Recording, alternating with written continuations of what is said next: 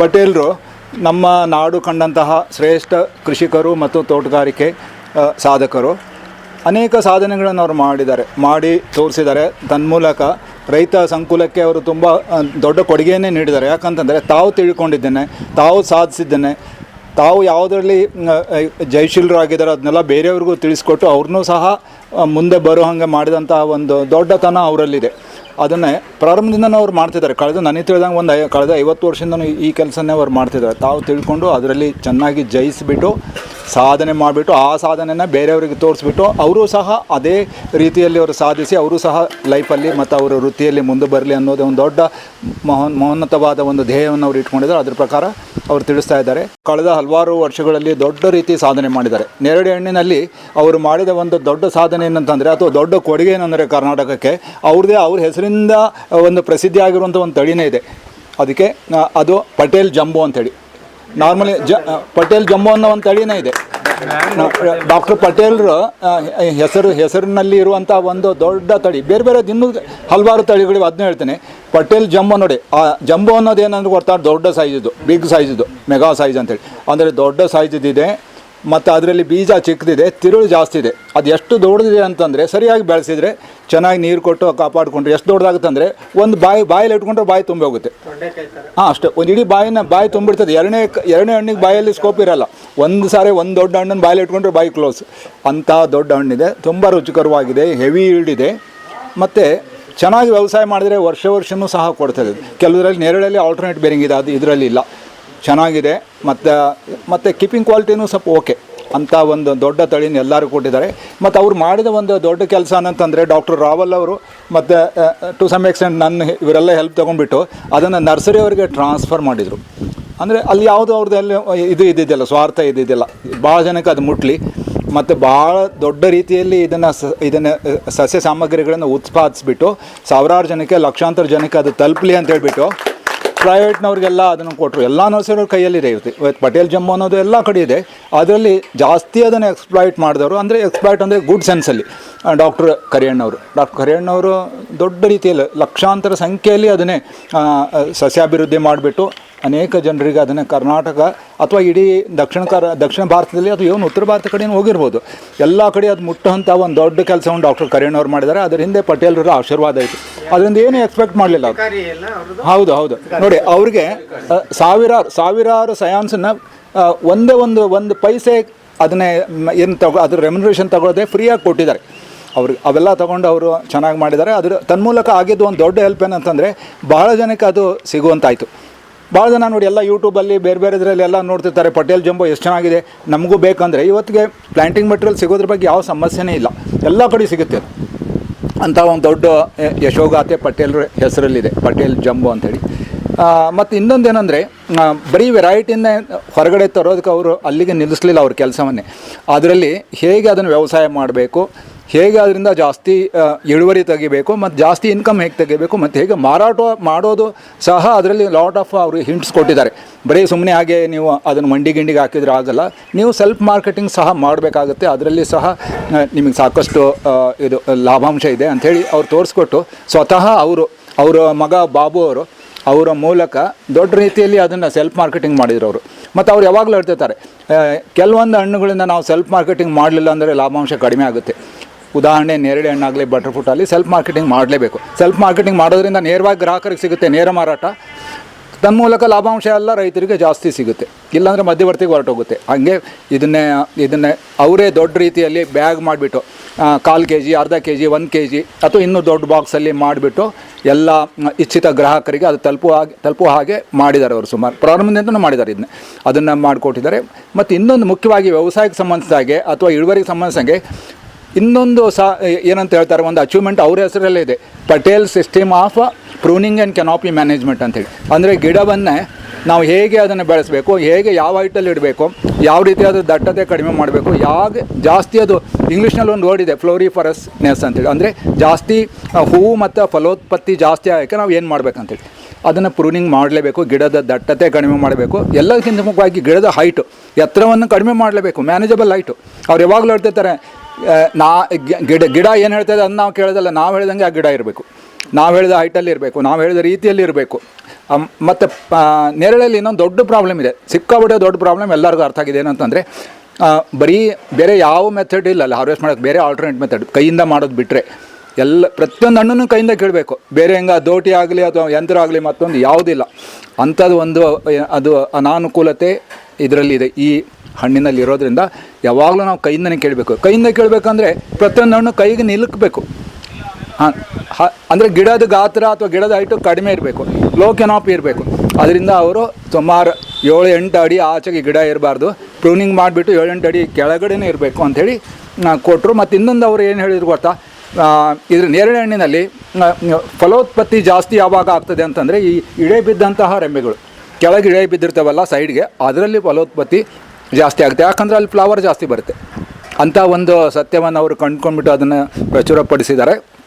ಅದ್ರ ಪ್ರಕಾರ ಅದನ್ನು ಪ್ರೂನಿಂಗ್ ಮಾಡಿಬಿಟ್ಟು ಸುಮಾರು 1.5 ಎಕರೆಯಲ್ಲಿ ಅದನ್ನು ಆ ರೀತಿ ತೋರಿಸ್ಕೊಟ್ಟಿದ್ದಾರೆ. ಡೆಮಾನ್ಸ್ಟ್ರೇಷನ್ ಅಂದರೆ ಪ್ರಾತ್ಯಕ್ಷಿಕೆ ಮೂಲಕ ಸಾವಿರಾರು ಜನ ರೈತರು ಬಂದಿದ್ದಾರೆ, ಅಧಿಕಾರಿಗಳು ಬಂದಿದ್ದಾರೆ, ವಿಜ್ಞಾನಿಗಳು ಬಂದಿದ್ದಾರೆ.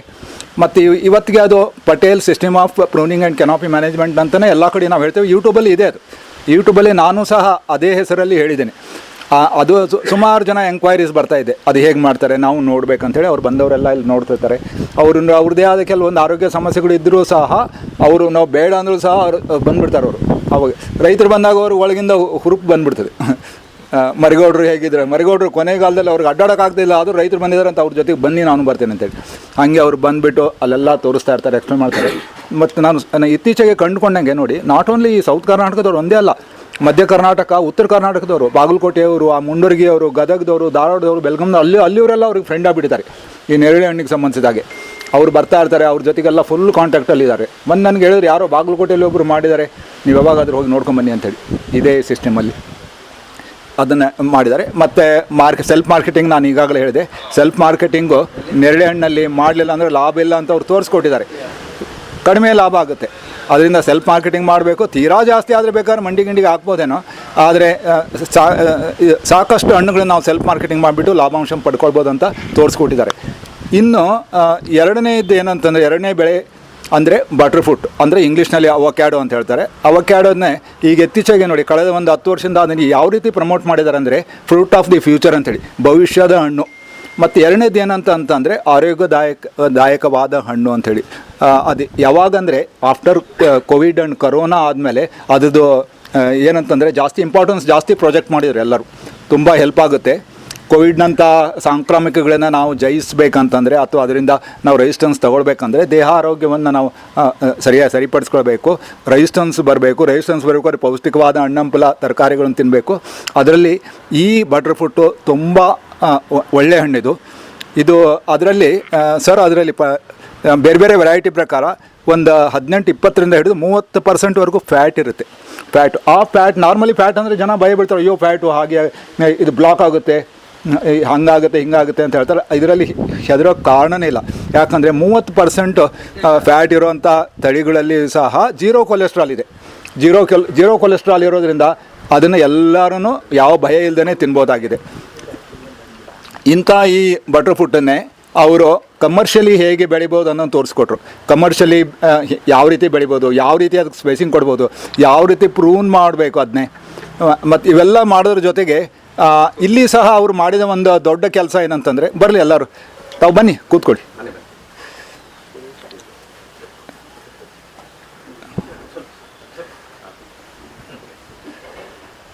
ನೋಡಿ ತಾವೆಲ್ಲ ಕೂತ್ಕೊಳ್ಳಿ. ಈಗ ಹೊಸದಾಗಿ ಈಗ ಬಂದು ಜಾಯ್ನ್ ಆದಂಥ ಎಲ್ಲ ರೈತ ಬಾಂಧವರಿಗೆ ಮತ್ತು ಎಲ್ಲ ಅಮಾನ್ಯತರಿಗೆ ಅವ್ರನ್ನೇ ನಾನು ನಮಸ್ಕಾರ ಮಾಡ್ತೇನೆ. ಮತ್ತು ಪಟೇಲರು ಇದರಲ್ಲಿ ಬಟರ್ ಫ್ರೂಟಲ್ಲಿ ಇನ್ನೊಂದು ಏನು ತೋರಿಸ್ಕೊಟ್ರು ಅಂತಂತಂದರೆ, ಇದನ್ನು ನಾವು ಕಮರ್ಷಿಯಲಿ ಬೆಳಿಬೋದು. ಸಿಂಗಲ್ ಗಿಡದಿಂದ ನಾವು ಬೇಕಾದಷ್ಟು ಅರ್ನ್ ಮಾಡ್ಬೋದು ಅಂಥೇಳಿ ಅವ್ರದ್ದೇ ಇಲ್ಲೇ ಒಂದು ಗಿಡ ಇತ್ತು. ಈಗಿಲ್ಲ ಅದು, ಅಲ್ಲಿ ಮೊನ್ನೆ ಬೇರೆ ಅದು ಯಾವುದೋ ಒಂದು ಕೆಲಸಕ್ಕೆ ಅದು ಹೋಗಿದೆ ಗಿಡ. ಆ ಗಿಡದಲ್ಲಿ 30ರಿಂದ 40 ಸಾವಿರ 50 ಸಾವಿರ ಒಂದು ಸರಿ 60,000 ರೂಪಾಯಿನೂ ಸಹ ಬಂದಿದೆ. ಒಂದೇ ಒಂದು ಇಯರ್ದಲ್ಲಿ ಒಂದು ಗಿಡದಿಂದ 60,000 ರೂಪಾಯಿ ಒಂದು ಗಿಡದಿಂದ ಬಂದಿದೆ. ಅದನ್ನು ನಾವು ತೋರಿಸ್ಕೊಟ್ರು. ಅಂದರೆ ಇದರ ಅರ್ಥ ಏನಂದರೆ ಎಲ್ಲ ಕಡೆಯೂ 60,000 ಬರ್ತದೆ ಅಂತಲ್ಲ, ಜಾಸ್ತಿ ಇನ್ಕಮ್ ಬರೋಕ್ಕೆ ಅವಕಾಶ ಇದೆ ಅನ್ನೋದನ್ನು ಅವ್ರು ಎಲ್ಲರಿಗೂ ತೋರಿಸ್ಕೊಟ್ರು ಬಟರ್ ಫ್ರೂಟಲ್ಲಿ.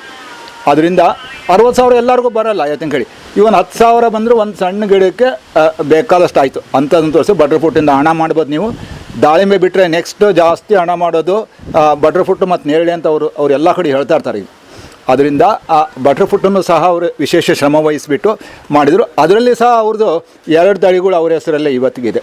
2 ತಳಿಗಳು ಅವು ಮೋಸ್ಟ್ಲಿ ಶಾರ್ಟ್ಲಿ ಬಾಗಲಕೋಟೆಯ ತೋಟಗಾರಿಕೆ ಕೃಷಿ ವಿಜ್ಞಾನಗಳ ವಿಶ್ವವಿದ್ಯಾಲಯದಿಂದ ಮೋಸ್ಟ್ಲಿ ಅದು 25-26ರಲ್ಲಿ ಈ ವರ್ಷವೂ ಆಗ್ಬೋದೇನೋ, ಅದಕ್ಕೆಲ್ಲ ನಾವು ಪ್ರಪೋಸಲ್ ಮೂವ್ ಮಾಡ್ತಾ ಇದ್ದೇವೆ. ಒಂದೇನಂತಂದರೆ ಪಟೇಲ್ ಪ್ರಾಲಿಫಿಕ್ ಅಂತ ಒಂದು, ಇನ್ನೊಂದು ಪಟೇಲ್ ಸೂಪರ್ ಅಂಥೇಳಿ 2 ವೆರೈಟೀಸ್ ಇವೆ. ತುಂಬ ಚೆನ್ನಾಗಿರುವ ಗುಣಧರ್ಮಗಳನ್ನು ಹೊಂದಿದ್ದು ಅದನ್ನೆಲ್ಲ ನಾವು ಸ್ಕೋರ್ ಶೀಟೆಲ್ಲ ಮಾಡಿದ್ದೇವೆ, ಅದರ ಕ್ಯಾರೆಕ್ಟರೈಸೇಷನ್ ಮಾಡಿದ್ದೇವೆ, ಸ್ಕೋರ್ ಶೀಟ್ ಮಾಡಿದ್ದೇವೆ. ತುಂಬ ಚೆನ್ನಾಗಿದೆ ಅಂತಹ ವೆರೈಟೀಸು. ಮುಖ್ಯವಾಗಿ ಇದರಲ್ಲಿ ನಾವು ವೆರೈಟಿಯಿಂದ ನಾವು ಜಾಸ್ತಿ ಪ್ರಮೋಟ್ ಮಾಡ್ಬೇಕಾದ್ರೆ ಒಂದನ್ನು ನೋಡ್ತೇವೆ ಅಂತಂದರೆ ಗುಡ್ ಸೆಟ್ಟಿಂಗ್, ಫ್ರೂಟ್ ಸೆಟ್ ಚೆನ್ನಾಗಬೇಕು. ಕ್ಲೈಮೇಟದು ವೇರಿಯೇಷನ್ಸ್ ಎಷ್ಟೇ ಇದ್ದರು, ಟೆಂಪ್ರೇಚರ್ ಜಾಸ್ತಿ ಆಯಿತು ಎಲ್ಲ ಡ್ರಾಪ್ ಆಯಿತು ಮತ್ತೊಂದು ಆಯಿತು ಅಂತ ಪ್ರಶ್ನೆನೇ ಇಲ್ಲ. ಎಷ್ಟೇ ಟೆಂಪ್ರೇಚರ್ ಇದ್ದರೂ ಎಷ್ಟೇ ಅಡ್ವರ್ಸಿಟಿ ಇದ್ದರೂ ಸಹ ಸರಿಯಾದ ರೀತಿಯಲ್ಲಿ ಸೆಟ್ ಆಗಲೇಬೇಕು. ಪ್ರತಿ ವರ್ಷವೂ ಹಣ್ಣು ಬರಲೇಬೇಕು. ಅಂತಹ ತಳಿಗಳನ್ನು ಮಾತ್ರ ಸೆಲೆಕ್ಟ್ ಮಾಡಿಬಿಟ್ಟು ಅದು ನಾವು ಹೆಸರು ಕೊಡಬೇಕಾಗುತ್ತೆ. ಅಂಥದ್ರಲ್ಲಿ 2 ತಳಿಗಳು ಪಟೇಲ್ ಪ್ರಾಲಿಫಿಕ್ ಅಂತಿದೆ, ಪಟೇಲ್ ಸೂಪರ್ ಅಂತಿದೆ. ತುಂಬ ಹೆಸರಿಗೆ ತಕ್ಕಂತೆ ಇದೆ, ಪ್ರಾಲಿಫಿಕ್ ಈಲ್ಡು ಇದೆ, ಸೂಪರ್ ಕ್ವಾಲಿಟಿನೂ ಇದೆ. ಅಂಥ 2 ತಳಿಗಳನ್ನು ಮಾಡಿದ್ದಾರೆ. ನರ್ಸರಿ ಮನ್ಗಳಿಗೆಲ್ಲ ಹೋಗ್ತಾ ಇದೆ ಅದರ ಸೈನ್ಸು. ಮತ್ತು ಇನ್ನೊಂದು ಏನಂತಂದರೆ ಅವ್ರು ಹೇಳ್ತಾರೆ ನರ್ಸರಿ ಮನ್ನದು ಇರಲಿ, ಅವ್ರು ಮಾಡ್ಕೊಳ್ಳಿ, ಗಿಡಗಳು ಸಿಗ್ತವೆ. ಬಟ್ ಫಾಸ್ಟಾಗಿ ಹೋಗಬೇಕಂದ್ರೆ ರೈತರು ಸಹ ಈ ನಾಟಿ ಗಿಡಗಳು, ನಾಟಿ ಬಟರ್ ಫುಟ್ಟನ್ನು ಹಾಕ್ಕೊಂಡ್ಬಿಟ್ಟು ಅದರ ಮೇಲ್ಗಡೆ ಇಲ್ಲಿ ಬೇಕಾದ್ರೆ ಕಡ್ಡಿ ಫ್ರೀ ಆಗಿ ಕೊಡ್ತೇನೆ, ತೊಗೊಂಡೋಗಿ ಅಲ್ಲೇ ಕಸಿ ಮಾಡ್ಕೊಳ್ಳಿ ಅಂಥೇಳಿ ಅಂತ ಅವ್ರು ಹೇಳ್ತಿದ್ದಾರೆ. ಹೀಗಾಗಿ ಅನೇಕ ಜನ ರೈತರು ಮುಂದೆ ಬಂದಿದ್ದಾರೆ. ಇಲ್ಲೊಬ್ಬರು ರಾವ್ಗೌಡ್ಲು ಅಂತಿದೆ ಕನಕಪುರ ರೋಡಲ್ಲಿ, ಅಲ್ಲೊಬ್ಬರು ಸಿದ್ಲಿಂಗೇಗೌಡ ಅಂತೇಳಿ ಅವರು ತೊಗೊಂಡೋಗಿದ್ದಾರೆ. ಮತ್ತು ಮೊನ್ನೆ ಇಲ್ಲೇ ಟಿ ಬನ್ನಿಕೊಪ್ಪ ಅಂಥೇಳಿ ರಾಮನಗರ ಪಕ್ಕ ಇದೆ, ಅವರು ಅಲ್ಲಿದ್ದು ಬಂದೊಬ್ಬ ಚಂದ್ರಶೇಖರ್ ಅಂತೇಳಿ ಅವರು ತುಂಬ ಫ್ರೆಂಡ್ ಆಗಿದ್ದಾರೆ. ಇತ್ತೀಚೆಗೆ ಕಮರ್ಷಿಯಲ್ ಟ್ಯಾಕ್ಸ್ನಲ್ಲಿ ಡೆಪ್ಟಿ ಕಮಿಷನ್ ಆಗಿದ್ದರು. ಅವರು ಬಂದುಬಿಟ್ಟು ಸುಮಾರು ಒಂದು 600 ಸೈನ್ಸ್ ತೊಗೊಂಡೋಗಿದ್ದಾರೆ ಮೊನ್ನೆ. ಬೆಳಗಿನಿಂದ ಸಂಜೆವರೆಗೂ, ಬೆಳಗ್ಗೆ 10 ಗಂಟೆಯಿಂದ ಶುರು ಮಾಡಿಬಿಟ್ಟು ರಾತ್ರಿ 7 ಗಂಟೆವರೆಗೂ ಗ್ರಾಫ್ಟ್ ಮಾಡಿದ್ದಾರೆ. ಫೀಲ್ಡಲ್ಲಿ ಮಳೆ ಬಂದರೂ ಸಹ ಗ್ರಾಫ್ಟ್ ಆಗಿದೆ, ಸುಮಾರು ಗ್ರಾಫ್ಟ್ ಮಾಡಿದ್ದಾರೆ. ಹಿಂಗೆ ಈ ರೀತಿ ಒಟ್ಟಾರೆ ಇಂತಹ ಶ್ರೇಷ್ಠವಾದ ವೆರೈಟಿಗಳು ಎಲ್ಲ ಕಡೆ ಸಿಗಬೇಕು ರೈತರಿಗೆ. ಅದರಿಂದ ಅವ್ರಿಗೆ ಒಳ್ಳೆಯದಾಗಲಿ. ಇಂಥ ವೆರೈಟಿಗಳನ್ನು ನಾವು ಅದನ್ನು ಪ್ರಮೋಟ್ ಮಾಡಲಿಲ್ಲ ಅಂದರೆ ಸುಮಾರು ದಿನ ಹಂಗೆ ರೈತರಿಗೆ ಒಳ್ಳೆ ವೆರೈಟಿ ಸಿಗೋಲ್ಲ. ಒಳ್ಳೆ ವೆರೈಟಿ ಸಿಗಲಿಲ್ಲ ಅಂದರೆ ಆ ಕ್ರಾಪ್ ಕಮರ್ಷಿಯಲ್ ಕ್ರಾಪ್ ಆಗೋಲ್ಲ. ನೋಡಿ, ಬಟರ್ ಫುಟ್ ಯಾಕೆ ಇಷ್ಟು ದಿನ ಆದರೂ ಕಮರ್ಷಿಯಲ್ ಕ್ರಾಪ್ ಯಾಕೆ ಆಗಿದ್ದಿಲ್ಲ ಅಂದರೆ ಒಳ್ಳೊಳ್ಳೆ ವೆರೈಟಿ ಸಿಕ್ಕಿದ್ದಿಲ್ಲ ರೈತರಿಗೆ. ಇವತ್ತಿಗೂ ಚೆಕ್ಕೋತ ಯಾಕೆ ಕಮರ್ಷಿಯಲ್ ಕ್ರಾಪ್ ಆಗಿಲ್ಲ ಅಂದರೆ ಒಳ್ಳೆ ವೆರೈಟಿ ಸಿಕ್ಕಿಲ್ಲ. ಅದರಲ್ಲಿ ಸಿಕ್ಕಿದ್ರೆ ಎಂದೂ ಆಗ್ಬಿಡ್ತಾಯಿತ್ತು. ಫಾರ್ಚುನೇಟ್ಲಿ ನೆರಳಿಯಲ್ಲಿ ಸಿಕ್ಕಿದೆ, ಬಟರ್ ಫುಟ್ಟಲ್ಲಿ ಒಳ್ಳೊಳ್ಳೆ ವೆರೈಟಿ ಸಿಕ್ಕಿದೆ, ಮತ್ತು ಅದು ಕಮರ್ಷಿಯಲ್ ಕ್ರಾಪ್ ಆಗುವ ಎಲ್ಲ ಅವಕಾಶಗಳಿವೆ. ಅದಕ್ಕೆ ನಾವು ಸದಾ ನಾವು ಪಟೇಲರನ್ನ ನಾವು ಸ್ಮರಿಸಬೇಕಾಗುತ್ತೆ, ಅವ್ರನ್ನ ಕೊಂಡಾಡಬೇಕಾಗುತ್ತೆ. ಇಂತಹ ಕೊಡುಗೆಗಳನ್ನು ಅವರು ಸೈಲೆಂಟಾಗಿ ಕೊಟ್ಟಿದ್ದಾರೆ.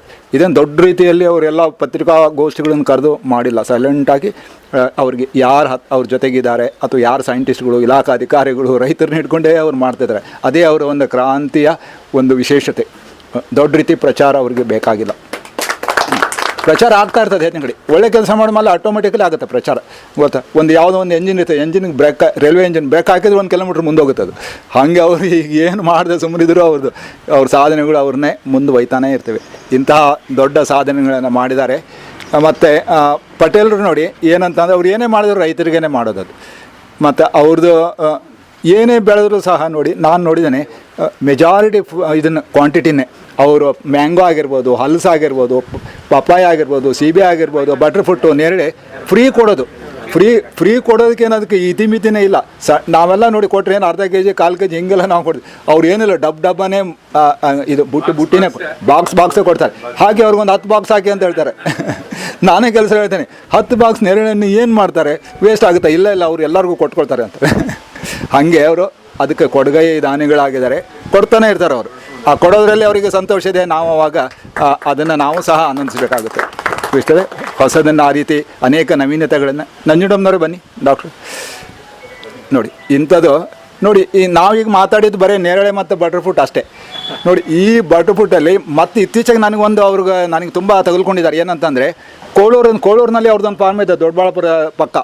ಅಲ್ಲೊಂದು ವೆರೈಟಿ ಇದೆ, ತುಂಬ ಚೆನ್ನಾಗಿದೆ. ಅದೇನಂತಂದರೆ ಬಟರ್ ಫುಟ್ಟು ಹಣ್ಣು ಆದಮೇಲೆ ಗಿಡದಲ್ಲೇ ಮ್ಯಾಚೂರ್ ಆದಾಗನೇ ರೆಡ್ ಕಲರ್ ಬರ್ತದೆ.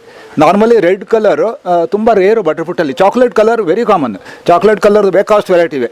ಆದರೆ ರೆಡ್ ಕಲರ್ ಆಗಿದೆ, ರಿಯಲ್ ರೆಡ್ ಕಲರ್. ಅಂಥ ರೆಡ್ ಕಲರ್ದು ಒಂದು ವೆರೈಟಿ ಮಾಡಿದ್ದಾರೆ. ಮೊನ್ನೆ ಅದನ್ನೆಲ್ಲ ನನಗೆ ಫೋಟೋ ಕಳಿಸಿದ್ದಾರೆ, ನಾನು ಹೋಗಿ ನೋಡ್ಕೊಂಬಂದೆ ಅವ್ರ ಜೊತೆಗೆ. ಮೊನ್ನೆ ಅದು ಹಾರ್ವೆಸ್ಟ್ ಮಾಡೋಕ್ಕೂ ಬಿಟ್ಟಿದ್ರು, ಯಾರಿಗೂ ಒಂದು ಸ್ವಲ್ಪ ತಂದು ಇಲ್ಲಿ ಇಟ್ಟಿರ್ಬೋದೇನೆ ಮನೆಯಲ್ಲಿ. ಅಂಥ ಒಂದು ವೆರೈಟಿ ಬಂದಿದೆ. ಅದಕ್ಕೊಂದು ಹೊಸ ಹೆಸರು ಹುಡುಕ್ಬೇಕಷ್ಟೇ. ಇನ್ನು ಅದನ್ನ ಆಲ್ರೆಡಿ ಸ್ಟಡಿ ಮಾಡಿದ್ದೇವೆ, ಚೆನ್ನಾಗಿದೆ, ಕ್ವಾಲಿಟಿ ಚೆನ್ನಾಗಿದೆ, ಬೀಜ ಚಿಕ್ಕದಿದೆ, ತಿರುಳೆ ಜಾಸ್ತಿ ಇದೆ, ಸುಮಾರು ಮೋರ್ ದೆನ್ 85 ಇರ್ಬೋದು ಅನಿಸಿದೆ. ಅದಿನ್ನೂ ಕ್ಯಾರೆಕ್ಟರೈಸೇಷನ್ನ ಲ್ಯಾಬ್ದಲ್ಲಿ ಮಾಡಿಸ್ಬೇಕು. ಅದರಿಂದ ಅದು ಸಹ ಒಂದು ಒಳ್ಳೆಯ ತಳಿ ಆಗುತ್ತೆ. ಮತ್ತು ಅದು ಕಳೆದ ಹಲವಾರು ವರ್ಷಗಳಿಂದ ಅದು ರೆಗ್ಯುಲರ್ ಬೇರೆ ಇದೆ. ಇನ್ನೂ ಸ್ವಲ್ಪ ಅಬ್ಸರ್ವ್ ಮಾಡಬೇಕಾಗುತ್ತೆ. ಹಿಂಗಾಗಿ ಅನ್ನೋದೇ ಇನ್ನೊಂದು ತಳಿ ಈಸ್ ಇನ್ ಪೈಪ್ಲೈನ್ ಅನ್ನಂಗಾಯಿತು ನೋಡಿ. 3ನೇ ತಳಿ ಸಹ ಇದೆ ನೋಡಿ. ಹೀಗೆ ಯಾವುದೇ ಒಂದು ರೈತರ ಮನಸ್ಸು ಒಂದು ಏನಂತಾರೆ ವಿಶೇಷವಾದ ರೀತಿಯಲ್ಲಿ ಹೊಸದನ್ನು ಕಂಡುಹಿಡಿಯೋ ಒಂದು ಪ್ರವೃತ್ತಿ ಇದ್ದಾಗ ಅಲ್ಲಿ ನಮಗೆ ಹೊಸದು ವೆರೈಟಿಗಳು ತಳಿಗಳು ಸಿಗ್ತವೆ. ಅದನ್ನು ನಾವು ಸಮಾಜದ ರೈತರ ಒಳಿತಿಗಾಗಿ ಬಳಸ್ಕೊಂಡಾಗ ಅದೊಂದು ದೊಡ್ಡ ರೀತಿ ರೈತ ಸಮುದಾಯಕ್ಕೆ ಹೆಲ್ಪ್ ಆಗುತ್ತೆ. ಇಲ್ಲಾಂದರೆ ಹೊಸ ವೆರೈಟಿ ಹೇಗೆ ಬರ್ತವೆ? ಹೊಸ ವೆರೈಟಿ ಬರಲಿಲ್ಲ ಅಂತಂದ್ರೆ ಯಾರು ಇರೋದರಲ್ಲಿ ಯಾವುದೋ ಸೆಕೆಂಡ್ ಕ್ಲಾಸ್ ವೆರೈಟಿಯನ್ನೇ ಬೆಳೀತಾ ಹೋಗ್ತಾರೆ. ಅದರಿಂದ ಅವರಿಗೆ ಲಾಭನೂ ಆಗೋಲ್ಲ, ಏನಾಗಲ್ಲ. ಅದರಿಂದ ಆ ಬೆಳೆಯಲ್ಲಿ ಇಂಟ್ರೆಸ್ಟ್ ಕಳ್ಕೊಳ್ತಾರೆ ಅಥವಾ ಆ ಬೆಳೆಯಲ್ಲಿ ಲಾಭ ಇಲ್ಲ ಅಂತ ಹೇಳ್ಕೊಳ್ತಾರೆ. ಬೆಸ್ಟ್ ಬೆಳೆ ಇದ್ರೆ ಅಯ್ಯೋ ನಮಗೆ ಇಷ್ಟು ಬಂತು, ಒಂದು ಗಿಡಕ್ಕೆ 10,000 30,000 50,000 ಬಂತು ಅಂತ ಹೇಳ್ತಿದ್ದಾರೆ. ಇಷ್ಟೆಲ್ಲ ಮಾಡ್ತಿದ್ದಾರೆ. ಮತ್ತು ಇನ್ನು ಇವೆರಡಕ್ಕೆ ಇವತ್ತು ಕರೆದಿದ್ದಾರೆ. ಆದರೂ ಇನ್ನು ಬೇರೆ ಇದರಲ್ಲಿ ಅವ್ರು ಮಾಡಿದ್ದು ನಾನು ಹೇಳ್ತೀನಿ ಕೇಳಿ. ಹಲಸಿನಲ್ಲಿ ಅವ್ರಿಗೆ ವಿಶೇಷವಾದ ಆಸಕ್ತಿ ಇದೆ.